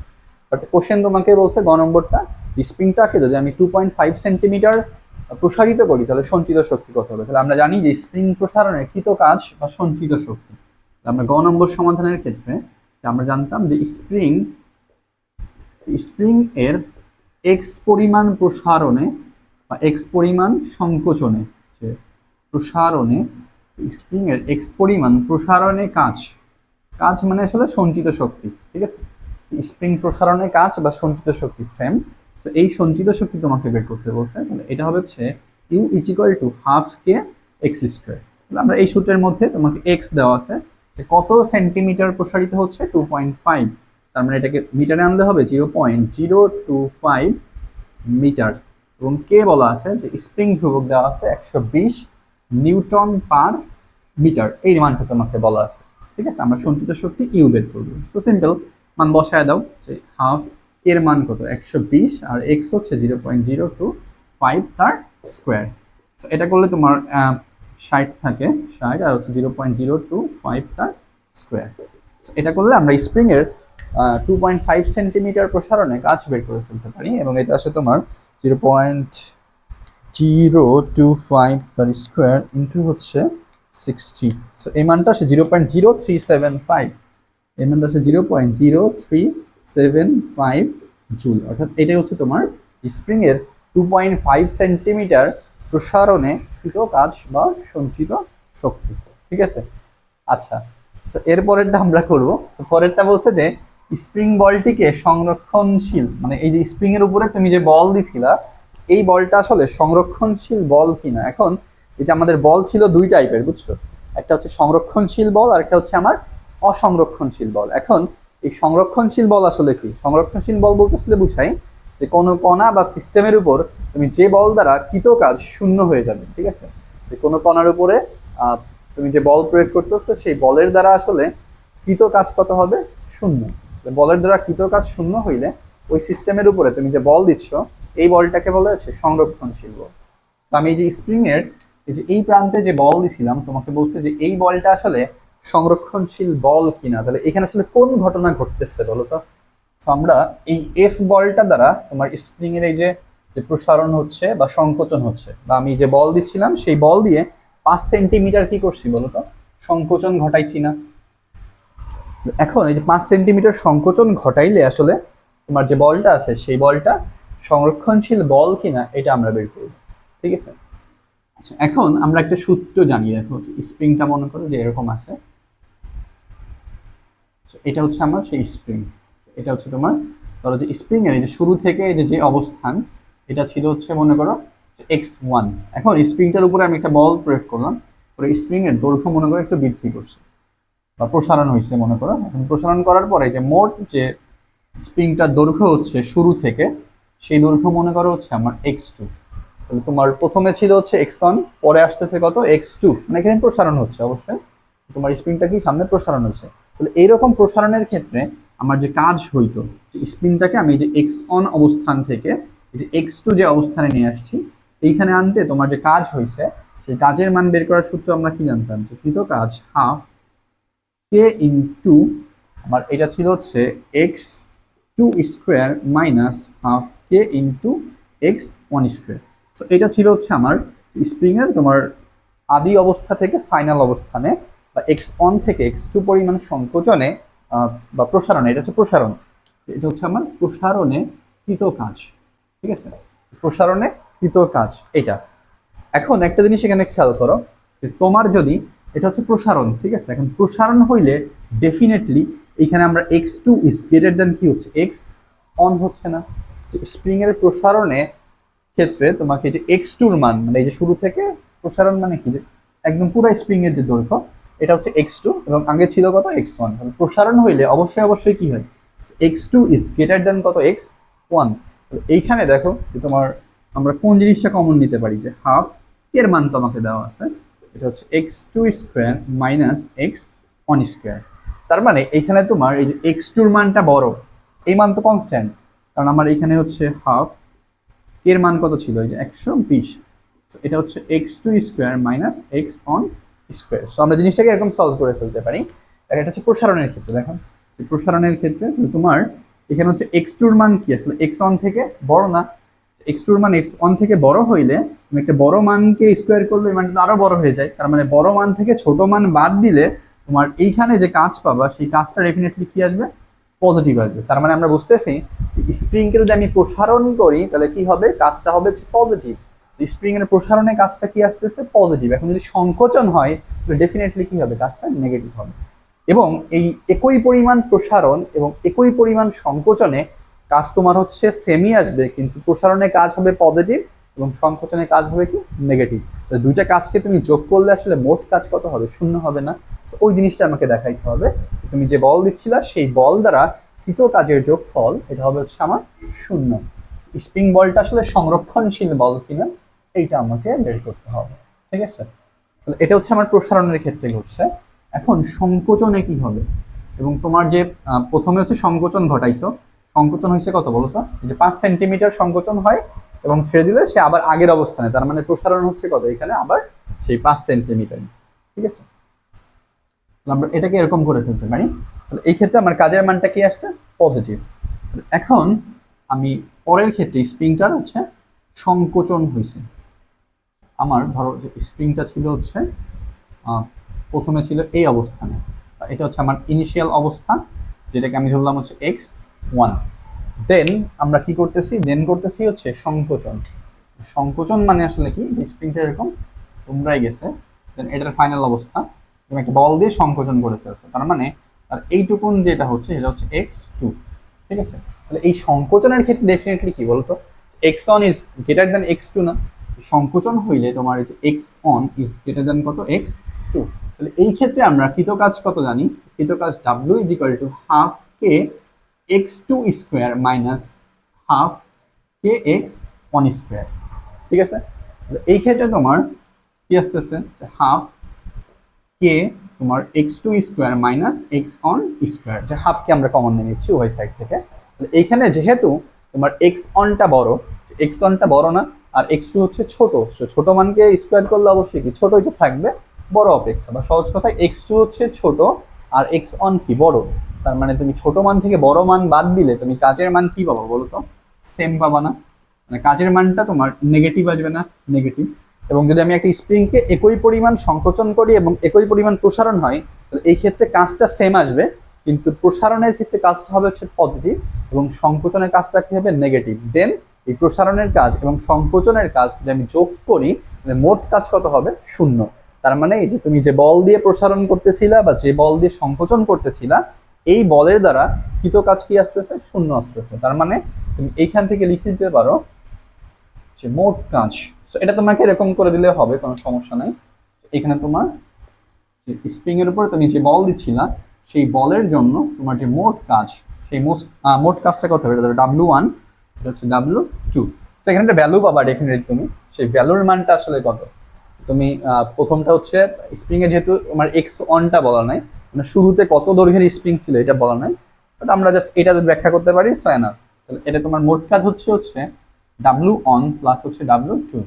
এই মানটা তোমার ছিল, প্রথমটা আমরা ধরছি W1 কি প্রসারণের কাজ হচ্ছে পজিটিভ, আর এই কাজটা তোমার কি আসছিল? সংকোচনের কাজটা হচ্ছে নেগেটিভ। তার মানে প্লাস VE মাইনাস ভি, মানে পজিটিভ নেগেটিভ সেম হচ্ছে, দেন কত হবে? 0। তার মানে স্প্রিং এর দ্বারা বা স্প্রিং এর উপর তুমি যে বল দিচ্ছ বা স্প্রিং বল দ্বারা কৃত কাজ আসলে কি? 0। তার মানে স্প্রিং বলটা আসলে সংরক্ষণশীল বল। এটা করলে তোমার হচ্ছে। এখন এটাকে আমরা কি আরেকটা ওইতেও সলভ করতে পারি বা দেখাইতে পারতাম যে 5 সেন্টিমিটার প্রথমে সংকোচন হয়েছে, পরে এটা প্রসারণ হয়েছে, ঠিক আছে? আচ্ছা, এটা করলেই হচ্ছে, ঠিক আছে? আর ওদিকে না যাই, বাট এটা তোমাকে বুঝলেই হচ্ছে। বা সহজ কথায় প্রসারণের ক্ষেত্রে কাজ হয় প্লাস, আর সংকোচনের কাজ হবে কি? নেগেটিভ। এবং এখানে শর্ত হচ্ছে একই পরিমাণ প্রসারণ এবং একই পরিমাণ সংকোচন, তা না হলে কিন্তু সেম ভ্যালু পাবা না। একই পরিমাণ সংকোচনে বা একই পরিমাণ প্রসারণে কাজটা তোমার সেম আসে, কিন্তু প্রসারণের ক্ষেত্রে কাজটা পজিটিভ আর সংকোচনের কাজটা কি আসে? নেগেটিভ। সো আলটিমেটলি আমরা মোট কাজের সমষ্টি যোগ করলে আসলে কত আসে? 0 আসে, ঠিক আছে? আচ্ছা, নেক্সট কোশ্চেনটা ছিল 6 নম্বরের। এইটাও তোমার স্প্রিং রিলেটেড, ঠিক আছে? সো তোমার এই বোর্ডের স্যাররা স্প্রিং খুব ভালোবাসে, ঠিক আছে? সো স্প্রিং এর কোশ্চেন দিচ্ছে দুইটাই, সো স্প্রিং রিলেটেড। এইটা আমরা একটু সলভ করে ফেলি। এইটার মধ্যে আসলে কি জিনিসপত্র আছে এটা একটু দেখি আমরা। যে নগণ্য ভরের একটি স্প্রিং এর এক প্রান্তে, মানে স্প্রিং এর ভরটা তুমি আসলে কাউন্ট করো না, স্প্রিং এর ভর আসলে কি? নগণ্য। যে নগণ্য ভরের একটি স্প্রিং এর এক প্রান্তে 100 গ্রাম ভরের, অর্থাৎ তুমি যে বস্তু ঝুলাইছো সেই বস্তুর ভর কত? 100 গ্রাম ভরের একটি বস্তু ঝুলিয়ে দিলে স্প্রিংটি 16 সেন্টিমিটার প্রসারিত হয়। 100 গ্রাম ভর ঝুলাই দিলে স্প্রিংটা প্রথম ক্ষেত্রে কি হচ্ছে? 16 সেন্টিমিটার নিচের দিকে চলে আসছে বা প্রসারণ হয়েছে। অর্থাৎ এইটাকে আমরা যদি চিত্রায়িত করতে চাই, এখানে কিন্তু তুমি স্প্রিং এর নিচে ভর ঝুলাচ্ছ, এবং আগের কোশ্চেনটা কিন্তু স্প্রিংটা অনুভূমিক ছিল, অর্থাৎ একটা তলের উপর স্প্রিং ছিল, তুমি স্প্রিং এর উপর একটা বল দিয়ে টেনে লম্বা করতেছিল বা তুমি চাপ দিয়ে তাকে সংকোচন করতেছিল, ঠিক আছে?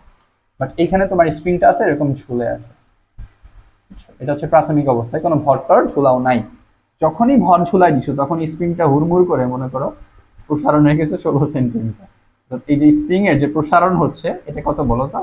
16 সেন্টিমিটার। এবং এইখানে তুমি যে ভর ঝুলাইছিলা সেই ভরের জন্য যে ওজন কাজ করতেছে বা বল কাজ করতেছে, সেই বল কত হবে? mg। সো m এর মান হচ্ছে 100 গ্রাম, তার মানে 0.1 ইন্টু জি কত? 9.8।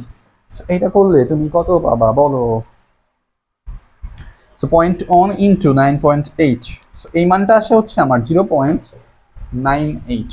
এটা হচ্ছে আমার 0.98 নিউটন। ওকে। আচ্ছা, বস্তুটিকে টেনে ছেড়ে দিলে, এবং বস্তুটাকে আমি এখানে আসার পরে টান দিয়ে ছাড়ে দিয়েছি, ছাড়ে দিলে বস্তুটা কি হচ্ছে? 10 সেন্টিমিটার বিস্তারে স্পন্দিত হচ্ছে, ঠিক আছে? আমার 16 সেন্টিমিটার আসার পরে বস্তুটাকে টান দিয়ে ছাড়ছি, টান দিয়ে ছাড়লে সে 10 সেন্টিমিটার বিস্তারে এরকম কি করে? স্পন্দিত হচ্ছে। আচ্ছা, বস্তুটিকে টেনে ছেড়ে দিলে স্পন্দিত হয়। ভবিষ্যতে এই পরীক্ষাটা চাঁদের পৃষ্ঠে করা যাবে, ঠিক আছে? তোমার আর খেদের কাজ নেই, এই পরীক্ষা হচ্ছে চাঁদের পৃষ্ঠে করবে। মানে তুমি পৃথিবীতে করতেছিলা প্রথম ক্ষেত্রে, পরে তোমাকে বলছে যে ভবিষ্যতে যখন তোমার টাকা পয়সা হয়ে যাবে তখন তুমি এটা কি করবা? চাঁদে চলে যাবা, ঠিক আছে? যে তখন তোমার পৃথিবীর কোনো কিছু ভালো লাগবে না, তুমি আসলে পৃথিবীতে যে পানি খাচ্ছ তোমাকে ওই পানি আর ভালো লাগতেছে না, তোমাকে চাঁদের পানি খাইতে হবে, ঠিক আছে? মানে পরে তোমাকে বলছে ভবিষ্যতে এই পরীক্ষাটি চাঁদের পৃষ্ঠে করা যাবে, ঠিক আছে? পৃথিবীর ভর ও ব্যাসার্ধ যথাক্রমে চাঁদের ভর ব্যাসার্ধের 81 গুণ এবং 4 গুণ। মানে এই 8 নম্বরের মধ্যে 6 নম্বর চ্যাপ্টারের ছোঁয়া আছে, ঠিক আছে। চাঁদে নিয়ে গেছি, তার মানে এই যে এখানে জি এর চেঞ্জ হচ্ছে, ঠিক আছে।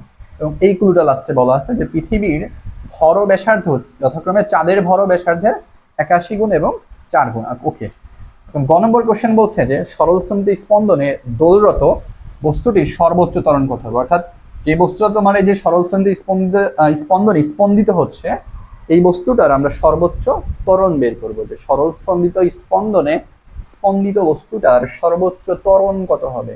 তাইলে আমরা সর্বোচ্চ ত্বরণ কেমনে বের করতে পারি। দেখো প্রথম ক্ষেত্রে, দেখো প্রথম ক্ষেত্রে তুমি যখন 40 কেজি ভর ঝুলাইছিলা, তাহলে স্প্রিংটার যে প্রসারণ হয়েছিল, এই প্রসারণটা কত ছিল, 16 সেন্টিমিটার না। স্প্রিং এর প্রসারণ, এই স্প্রিং এর প্রসারণ এটাকে তুমি ধরো হচ্ছে এক্স, তাহলে এক্স ছিল কত, 16 সেন্টিমিটার, তার মানে 0.16 মিটার, ঠিক আছে। এখন এই প্রসারণ যদি হয়, তাহলে স্প্রিংটার আমি দোলনকাল বের করতে পারি না। স্প্রিংটার দোলনকাল কত হবে, স্প্রিংটার দোলনকাল, আচ্ছা এটা দরকার নেই, দোলনকাল না, আমাকে বলছে যে বস্তুটির সর্বোচ্চ ত্বরণ, দোলনকাল অবশ্য লাগবেই, যে পরেরটাই বলছে দোলনকালের কি পরিবর্তন হবে, ঠিক আছে। যে দোলনকালের কি পরিবর্তন হয় এটা বের করতে হবে, আমরা দোলনকালটা এখানে বের করে ফেলি, ঠিক আছে। স্প্রিংটার তোমার যে দোলনকালটা ছিল এইখানে, দোলনকাল টি ইজিক্যাল টু আমরা কি জানি, যে twice pi root over x by G. অর্থাৎ তুমি যদি একটা স্প্রিংকে এক্সপেরিমেন্ট এনে ছেড়ে দাও এবং এটা যদি দোলতে থাকে, তাহলে এই ক্ষেত্রে তোমার হচ্ছে যে দোলনকাল হচ্ছে, সেই দোলনকাল টি is equal to twice pi root over L by G. এইটা তোমার আসতেছে টোয়াইস পাই, এক্স এর মান কত, 0.16, জি হচ্ছে 9.8, কারণ প্রথম ক্ষেত্রে আমার পরীক্ষাটা কি হচ্ছে, পৃথিবী পৃষ্ঠে হচ্ছে। সো এখানে আমি ক্যালকুলেটরের মান বসাইলে পাবো 0.16 ডিভাইডেড বাই 9.8 ইন্টু হচ্ছে 2 ইন্টু 3.1416, এই মানটা আসে 0.802। দোলনকাল আসে হচ্ছে আমার 0.802 সেকেন্ড, ঠিক আছে। তোমার এই ক্ষেত্রে পৃথিবীতে দোলনকাল হচ্ছে কত, 0.802। বাট আমি এটা বের করলাম কেন, আমাকে তো বলছে সর্বোচ্চ ত্বরণ কত হবে। তাহলে আমরা দেখবো যে সর্বোচ্চ ত্বরণ জানি না, স্পন্দনশীল কোনো কণার বা স্পন্দনশীল কোনো কণার সর্বোচ্চ ত্বরণ, আমরা এই সূত্র কি জানি, যে স্পন্দনশীল কোনো কণার যে সর্বোচ্চ ত্বরণ ছিল, সেই সর্বোচ্চ ত্বরণ এই যে এ ম্যাক্স ইজিক্যাল টু কত ছিল, মাইনাস ওমেগা স্কোয়ার ইন্টু এ। এটা হচ্ছে আমার স্পন্দনে বা সরল স্পন্দিত স্পন্দনে স্পন্দনশীল কোনো কণার সর্বোচ্চ ত্বরণ এম এক্স ইজিক্যাল টু হচ্ছে মাইনাস ওমেগা স্কোয়ার এ, ঠিক আছে। এখন এই যে মাইনাস ওমেগা মানে আবার কি লিখতে পারো বলো তো, 2 পাই বাই টি, কারণ এখানে আমাকে ওমেগাটাকে দেওয়া নাই, বা তোমার এখানে স্প্রিং ধ্রুবকটাও দেওয়া নেই। সো আমি ওমেগা সমান কি লিখতে পারি, 2 pi by T, R square into হচ্ছে এ। এখন এ হচ্ছে আমার বিস্তার, তাহলে কত দেওয়া আছে বলতো, 10 সেন্টিমিটার বিস্তারে স্পন্দিত হয় না, তার মানে এখানে তোমাকে এ বলা আছে। এটা তো আমরা করলাম এই গ নম্বরের মধ্যে, কিন্তু এ দেওয়া আছে 10 সেন্টিমিটার, তার মানে 0.10 মিটার। এখানে মান বসায় দাও, 2 পাই বাই টি হচ্ছে 0.802 তার স্কোয়ার ইন্টু হচ্ছে 0.10। সো এটা করলে তুমি আসলে স্পন্দনশীল কোনো কণার সেই সর্বোচ্চ ত্বরণ পেয়ে যাচ্ছ, ঠিক আছে, যত মিটার পার সেকেন্ড। সেখানে মান বসলে তোমার যা আসে ওইটাই সেই স্পন্দনশীল কোনো কণার ত্বরণ, ঠিক আছে। আচ্ছা, এরপরে তোমার হচ্ছে নেক্সট প্রবলেমটা, এটা বলছে যে পৃথিবী পৃষ্ঠ এবং আচ্ছা পর্যবেক্ষণটি যাদের পৃষ্ঠে করা হলে পৃথিবীর তুলনায় দোলনকালের কি পরিবর্তন হবে। অর্থাৎ এই পরীক্ষাটাকে যদি হচ্ছে আমরা চাঁদের পৃষ্ঠে করি, তাহলে এই ক্ষেত্রে পৃথিবীর তুলনায় তোমার চন্দ্র পৃষ্ঠে দোলনকালের কি পরিবর্তন হবে। সো আমরা এইটা বের করে ফেলছি, যে এটা ছিল হচ্ছে আমার পৃথিবী পৃষ্ঠে দোলনকাল, ঠিক আছে। পৃথিবীতে দোলনকাল ছিল কত, এটা আসছে হচ্ছে আমার 0.820 সেকেন্ড। সো এটাকে যখন আমি চাঁদে করব তখন দোলনকাল কত হবে। তাহলে চাঁদে করলে আসলে তোমার চেঞ্জ হবে কি বলতো, চাঁদে করলে একমাত্র জি এর মানটা চেঞ্জ হবে, কারণ তুমি সেম পরীক্ষাটাই করতেছো। তার মানে তুমি স্প্রিং এর নিচে 100 গ্রাম ভর ঝুলাবা এবং এটার জন্য তোমার যে প্রসারণ হবে সেই প্রসারণ কত হবে, 16 সেন্টিমিটারই থাকবে, ঠিক আছে। কিন্তু এখানে জির মানটা চেঞ্জ হইতে পারে। সো আমরা এই জি এর মানটা বের করবো, চাঁদে আসলে বা চন্দ্রপৃষ্ঠে অভিকর্ষ ত্বরণ কত হবে। সো এটা আমরা বের করে ফেলি। এটা কি করা যায় দেখো, 6-এর ঘ নম্বর, ঠিক আছে। কি পরিবর্তন চাইছে, তো আমি পৃথিবীর পর্যায়কালটা বের করতে পারছি। আমার কাজ হচ্ছে এখন চাঁদের পৃষ্ঠে স্প্রিং এর পর্যায়কালটা বের করা, চাঁদের পৃষ্ঠে বা চাঁদের ক্ষেত্রে তোমার যে ঘটনা ঘটতেছে এইটা, ঠিক আছে। এখন এখানে একটা জিনিস বলা আছে, দেখো যে পৃথিবীর ভর ও ব্যাসার্ধ যথাক্রমে চাঁদের ভর ও ব্যাসার্ধের এত গুণ। তুমি এই সাইডে একটা জিনিস করে নাও, এই সাইডে ধরো হচ্ছে চাঁদ, তুমি দুইটা ভাগে ভাগ করো, এটা হচ্ছে চাঁদ, এটা হচ্ছে আমার পৃথিবী, ঠিক আছে। আমার এইটা তো আর লাগতেছে না, দোলনকালটা লিখে দিই পৃথিবীটা।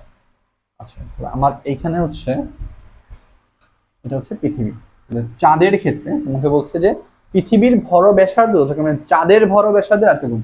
তুমি ধরো যে চাঁদের ভর এম এম, এম এম মানে হচ্ছে মাচ অফ মুন, অর্থাৎ চাঁদের ভর, সো এম এম ধরলাম, এবং চাঁদের যে ব্যাসার্ধ এটা তুমি ধরো হচ্ছে আর এম, ঠিক আছে। তাহলে পৃথিবীর যে ভর হবে সেটা হবে চাঁদের ভরের কত গুণ বলতো? 81 গুণ না? বলছে পৃথিবীর ভর ব্যাসার্ধ চাঁদের যে ভর ছিল তার হচ্ছে 81 গুণ। তাহলে তোমার পৃথিবীর ভর এটা লিখো হচ্ছে এম ই, এটা হবে তোমার চাঁদের যে ভর ছিল তার 81 গুণ। চাঁদের ভর হচ্ছে এম এম ইন্টু হচ্ছে 81, এবং পৃথিবীর যে ব্যাসার্ধ সেটা হবে হচ্ছে আমার চাঁদের যে ব্যাসার্ধ ছিল তার 4 গুণ। চাঁদের ব্যাসার্ধ ছিল আর এম, তাহলে 4 ইন্টু আর এম। আমরা যে পৃথিবীতে অভিকর্ষ ত্বরণ জানি না, তো এটা আমরা জানি 9.8 মিটার পার সেকেন্ড স্কয়ার, কিন্তু এই যে চাঁদের পৃষ্ঠে অভিকর্ষ ত্বরণ কত এটা কি আমি জানি? জানি না। তাহলে আমরা এরকম লিখতে পারি যে চাঁদের ক্ষেত্রে তুমি অভিকর্ষ ত্বরণের সূত্র কি জানো? যে G is equal to G M by R square, but চাঁদের ক্ষেত্রে আমরা লিখলাম জি এম, এটা লিখবো হচ্ছে জি এম এম বাই হচ্ছে আর এম স্কোয়ার, ঠিক আছে। এবং পৃথিবীর ক্ষেত্রে পৃথিবী নামক যে গ্রহটা ছিল তার ক্ষেত্রে এটা হচ্ছে তোমার G E is equal to G M E by হচ্ছে আর ই স্কোয়ার। এইটুকুন বুঝছো, কোনো সমস্যা নাই। সো 1 নম্বর ইকুয়েশন ডিভাইড বাই 2 নম্বর ইকুয়েশন, সো এটা করলে পাবা G M by G E is equal to G M M by হচ্ছে আর এম স্কোয়ার, এটাকে উল্টায় দাও, তার মানে আর ই স্কোয়ার বাই হচ্ছে জি এম ই। আচ্ছা, এখানে তোমার এই জি জি কাটতেছে, সো আরো জিনিস কাটাকাটি হবে, যে এম এম ইন্টু আর ই, আর ই কত বলো তো? যে 4 আর এম না? তাহলে 4 কে স্কোয়ার করলে কত আসে? এটা লেখা যায় 4 আর এম তার স্কোয়ার, নিচে আছে হচ্ছে আর এম, এটার মান তো আর এম ই। এই যে এম এর মান কত? 81 ইন্টু এম এম, কারণ তোমার পৃথিবীর ভর ছিল চাঁদের ভরের 81 গুণ, 81 ইন্টু হচ্ছে এম এম। ওকে, তাহলে এখানে এম এমটা কেটে দাও, তুমি এদিকে পাচ্ছ হচ্ছে 4 কে স্কোয়ার করলে আছে 16 ইন্টু আর এম স্কোয়ার, নিচে পাবা হচ্ছে আর এম স্কোয়ার ইন্টু হচ্ছে 81, আর এখানে ছিল হচ্ছে তোমার 1 নম্বর ইকুয়েশন যে জি এম বাই হচ্ছে জি ই। তাহলে এখানে তোমার এই যে আর এম স্কোয়ার কাটতেছে, তার মানে আমাদের ফাইনাল যে রেজাল্টটা আসতেছে, আচ্ছা এটাকে আমরা একটু চাপাই, আচ্ছা পরে লেখা যাচ্ছে, এটা আমরা করি G M by G E equal to আমরা পাচ্ছি হচ্ছে 16/81, এটা আমরা পাচ্ছি 16/81। 16/81 করলে কত আসে? অভিকর্ষ ত্বরণের অনুপাত আসছে, যে চাঁদের পৃষ্ঠ এবং পৃথিবী পৃষ্ঠ অভিকর্ষ ত্বরণের অনুপাত 16/81, তাহলে 16 ডিভাইড বাই 81, সো এটা আসে 0.197, 0.197, সো জি এম বাই হচ্ছে জিই। তোমার লাগবে হচ্ছে চন্দ্রের পৃষ্ঠ অভিকর্ষ ত্বরণ জি এম, চন্দ্র পৃষ্ঠ অভিকর্ষ ত্বরণ বা চাঁদের পৃষ্ঠ অভিকর্ষ ত্বরণ জি এম ইজিক্যাল টু কত হবে বলো তো? জি এম ইজিক্যাল টু গুণ করে দিতে হবে, তার মানে 0.197 ইন্টু জিই মানে ভূপৃষ্ঠের অভিকর্ষ ত্বরণ 9.8, তাহলে এইটা তোমার আসতেছে হচ্ছে 9.8 ইন্টু আনসার ইন্টু 9.8, সো এটা আসে 1.935, সো এটা তোমার আসে হচ্ছে 1.935। আচ্ছা আমি এটা আগে করে দেখি, ভুল করে নাকি? 0.197 ইন্টু 9.8, আচ্ছা এটা ঠিকই আছে 1.93, 1.93 মিটার পার সেকেন্ড স্কোয়ার। এটা হচ্ছে আমার সেই কি যে চন্দ্রপৃষ্ঠে বা চাঁদের পৃষ্ঠে অভিকর্ষ ত্বরণ। তাহলে আমি চাঁদের পৃষ্ঠে অভিকর্ষ ত্বরণ যদি পাই, তাহলে চন্দ্রপৃষ্ঠে স্প্রিংটার পর্যায়কাল বের করতে পারবো, তুমি চাঁদের পৃষ্ঠে পর্যায়কালটা বের করে পারো, ঠিক আছে। আমরা এই সাইডে করে ফেলি, এটা কিন্তু আমার ভূপৃষ্ঠে ছিল, ঠিক আছে, এখানটা আমি মুছি নাই, মনে থাকবে না এই জন্য। আচ্ছা এটা হচ্ছে ভূপৃষ্ঠে ছিল, এখন করবো হচ্ছে যে চাঁদের পৃষ্ঠে পর্যায়কাল, এই পর্যায়কালটা আসলে কত হবে চাঁদের পৃষ্ঠে? আমরা চাঁদের পৃষ্ঠে পর্যায়কাল এটা তুমি লিখতে হচ্ছে টি এম ইজিক্যাল টু কত হবে, এটা ভূপৃষ্ঠে ছিল T E twice pi root over x এর মান ছিল 0.16 আর জি অর্থাৎ চাঁদের পৃষ্ঠে অভিকর্ষ ত্বরণ 1.93। এটা করলে তোমার যেটা আসে সেটা হচ্ছে 0.16 by 1.93 root over answer into 2 into 6 এটা আসে 1.809, এটা লেখা আছে 1.80 সেকেন্ড। ঠিক আছে, আচ্ছা তাহলে এইখানে তোমার বলছে যে পর্যবেক্ষণটি চাঁদের পৃষ্ঠে করা হইলে পৃথিবীর তুলনায় দোলনকালের কিরকম পরিবর্তন হবে। পৃথিবীতে যখন করা হয়েছিল তখন দোলনকাল ছিল 0.80 এবং চাঁদের পৃষ্ঠে নিলে হচ্ছে কত 1.80, দোলনকালের পরিবর্তন চাইছে। তাহলে আমরা সুন্দর করে এইখানে করে ফেলি যে দোলনকালের পরিবর্তন। এই দোলনকালের পরিবর্তনটা কত হবে, ডেফিনেটলি পরিবর্তন মানে কি আসলে বলতো, এই পরিবর্তনটা হচ্ছে 1.80 মাইনাস 0.80, সেটা করলে তোমার কত আসে 1 সেকেন্ড। অর্থাৎ তোমার চন্দ্রপৃষ্ঠ এবং পৃথিবী পৃষ্ঠে স্প্রিংটার দোলনকালের যে পরিবর্তন সেই পরিবর্তন হচ্ছে 1 সেকেন্ড। ঠিক আছে, এখানে আসলে কিছুই না, আমরা ঘ নম্বর কোশ্চেনে মেইনলি যে কাজটা করছি সেটা হচ্ছে তুমি চাঁদের পৃষ্ঠে যে স্প্রিংটার দোলনকাল ছিল কিন্তু তুমি গ নম্বরের কোশ্চেন থেকে বের করে ফেলতে পারছো, কিন্তু ঘ নম্বরে যে কাজটা করা লাগছে যেটা আমি পরীক্ষাটা চাঁদে করতেছি তার মানে চাঁদের পৃষ্ঠে অভিকর্ষ ত্বরণ চেঞ্জ হচ্ছে, আর আমরা সেই অভিকর্ষ ত্বরণ তোমাকে যে পরে যে দেড় লাইনে ক্লুটা দেওয়া আছে ওইখান থেকে বের করে ফেলছি। যে বলা ছিল যে পৃথিবীর ভর এটা হচ্ছে চাঁদের যে ভর তার 81 গুণ এবং পৃথিবীর যে ব্যাসার্ধ এটা হচ্ছে চাঁদের যে ব্যাসার্ধ ছিল তার 4 গুণ। যেন আমরা চাঁদের পৃষ্ঠ অভিকর্ষ ত্বরণ ধরছি জি এম এবং পৃথিবীর অভিকর্ষ ত্বরণ কি জানি 9.8। দেন দুইটা ইকুয়েশন তৈরি করছি যে জি মানে G M by R square ছিল, একবার চাঁদ একবার পৃথিবীর ক্ষেত্রে লিখছি, ভাগ করছি, মান বসাইছি, দেন চন্দ্রের পৃষ্ঠে অভিকর্ষ ত্বরণ পাইলাম, তারপরে পর্যায়কাল বের করছি, দেন পর্যায়কালের পরিবর্তন বের করছি। ঠিক আছে, সো এটা তোমার এই লাস্টের কোশ্চেনটার মধ্যে কিন্তু 6 নম্বরও আছে। সো এরকমই হয় নর্মালি, কারণ 6 এবং 8 এটা কিন্তু একটা পরের মানে চাস্তো ভাই। ঠিক আছে, এরকম টাইপের, অর্থাৎ এই 8-এর মধ্যে তোমার দোলক আছে তো, বা দোলকের অঙ্ক করতে গেলে জি এর জিনিসপত্র লাগে, আর জি এর পরিবর্তন বা জি সম্পর্কে সব আমরা পড়ে আসছি কত নম্বরে 6 নম্বর, অর্থাৎ মহাকর্ষ বিকর্ষ। এটাই হচ্ছে তোমার কথা। এই জিনিসগুলো একটু সলভ করা থাকলে এই টাইপের কোশ্চেনই আসে, বুঝছো, বারবার পরীক্ষায় এই টাইপের কোশ্চেন গুলো আসে বেসিক রিলেটেড। এগুলো তোমার হচ্ছে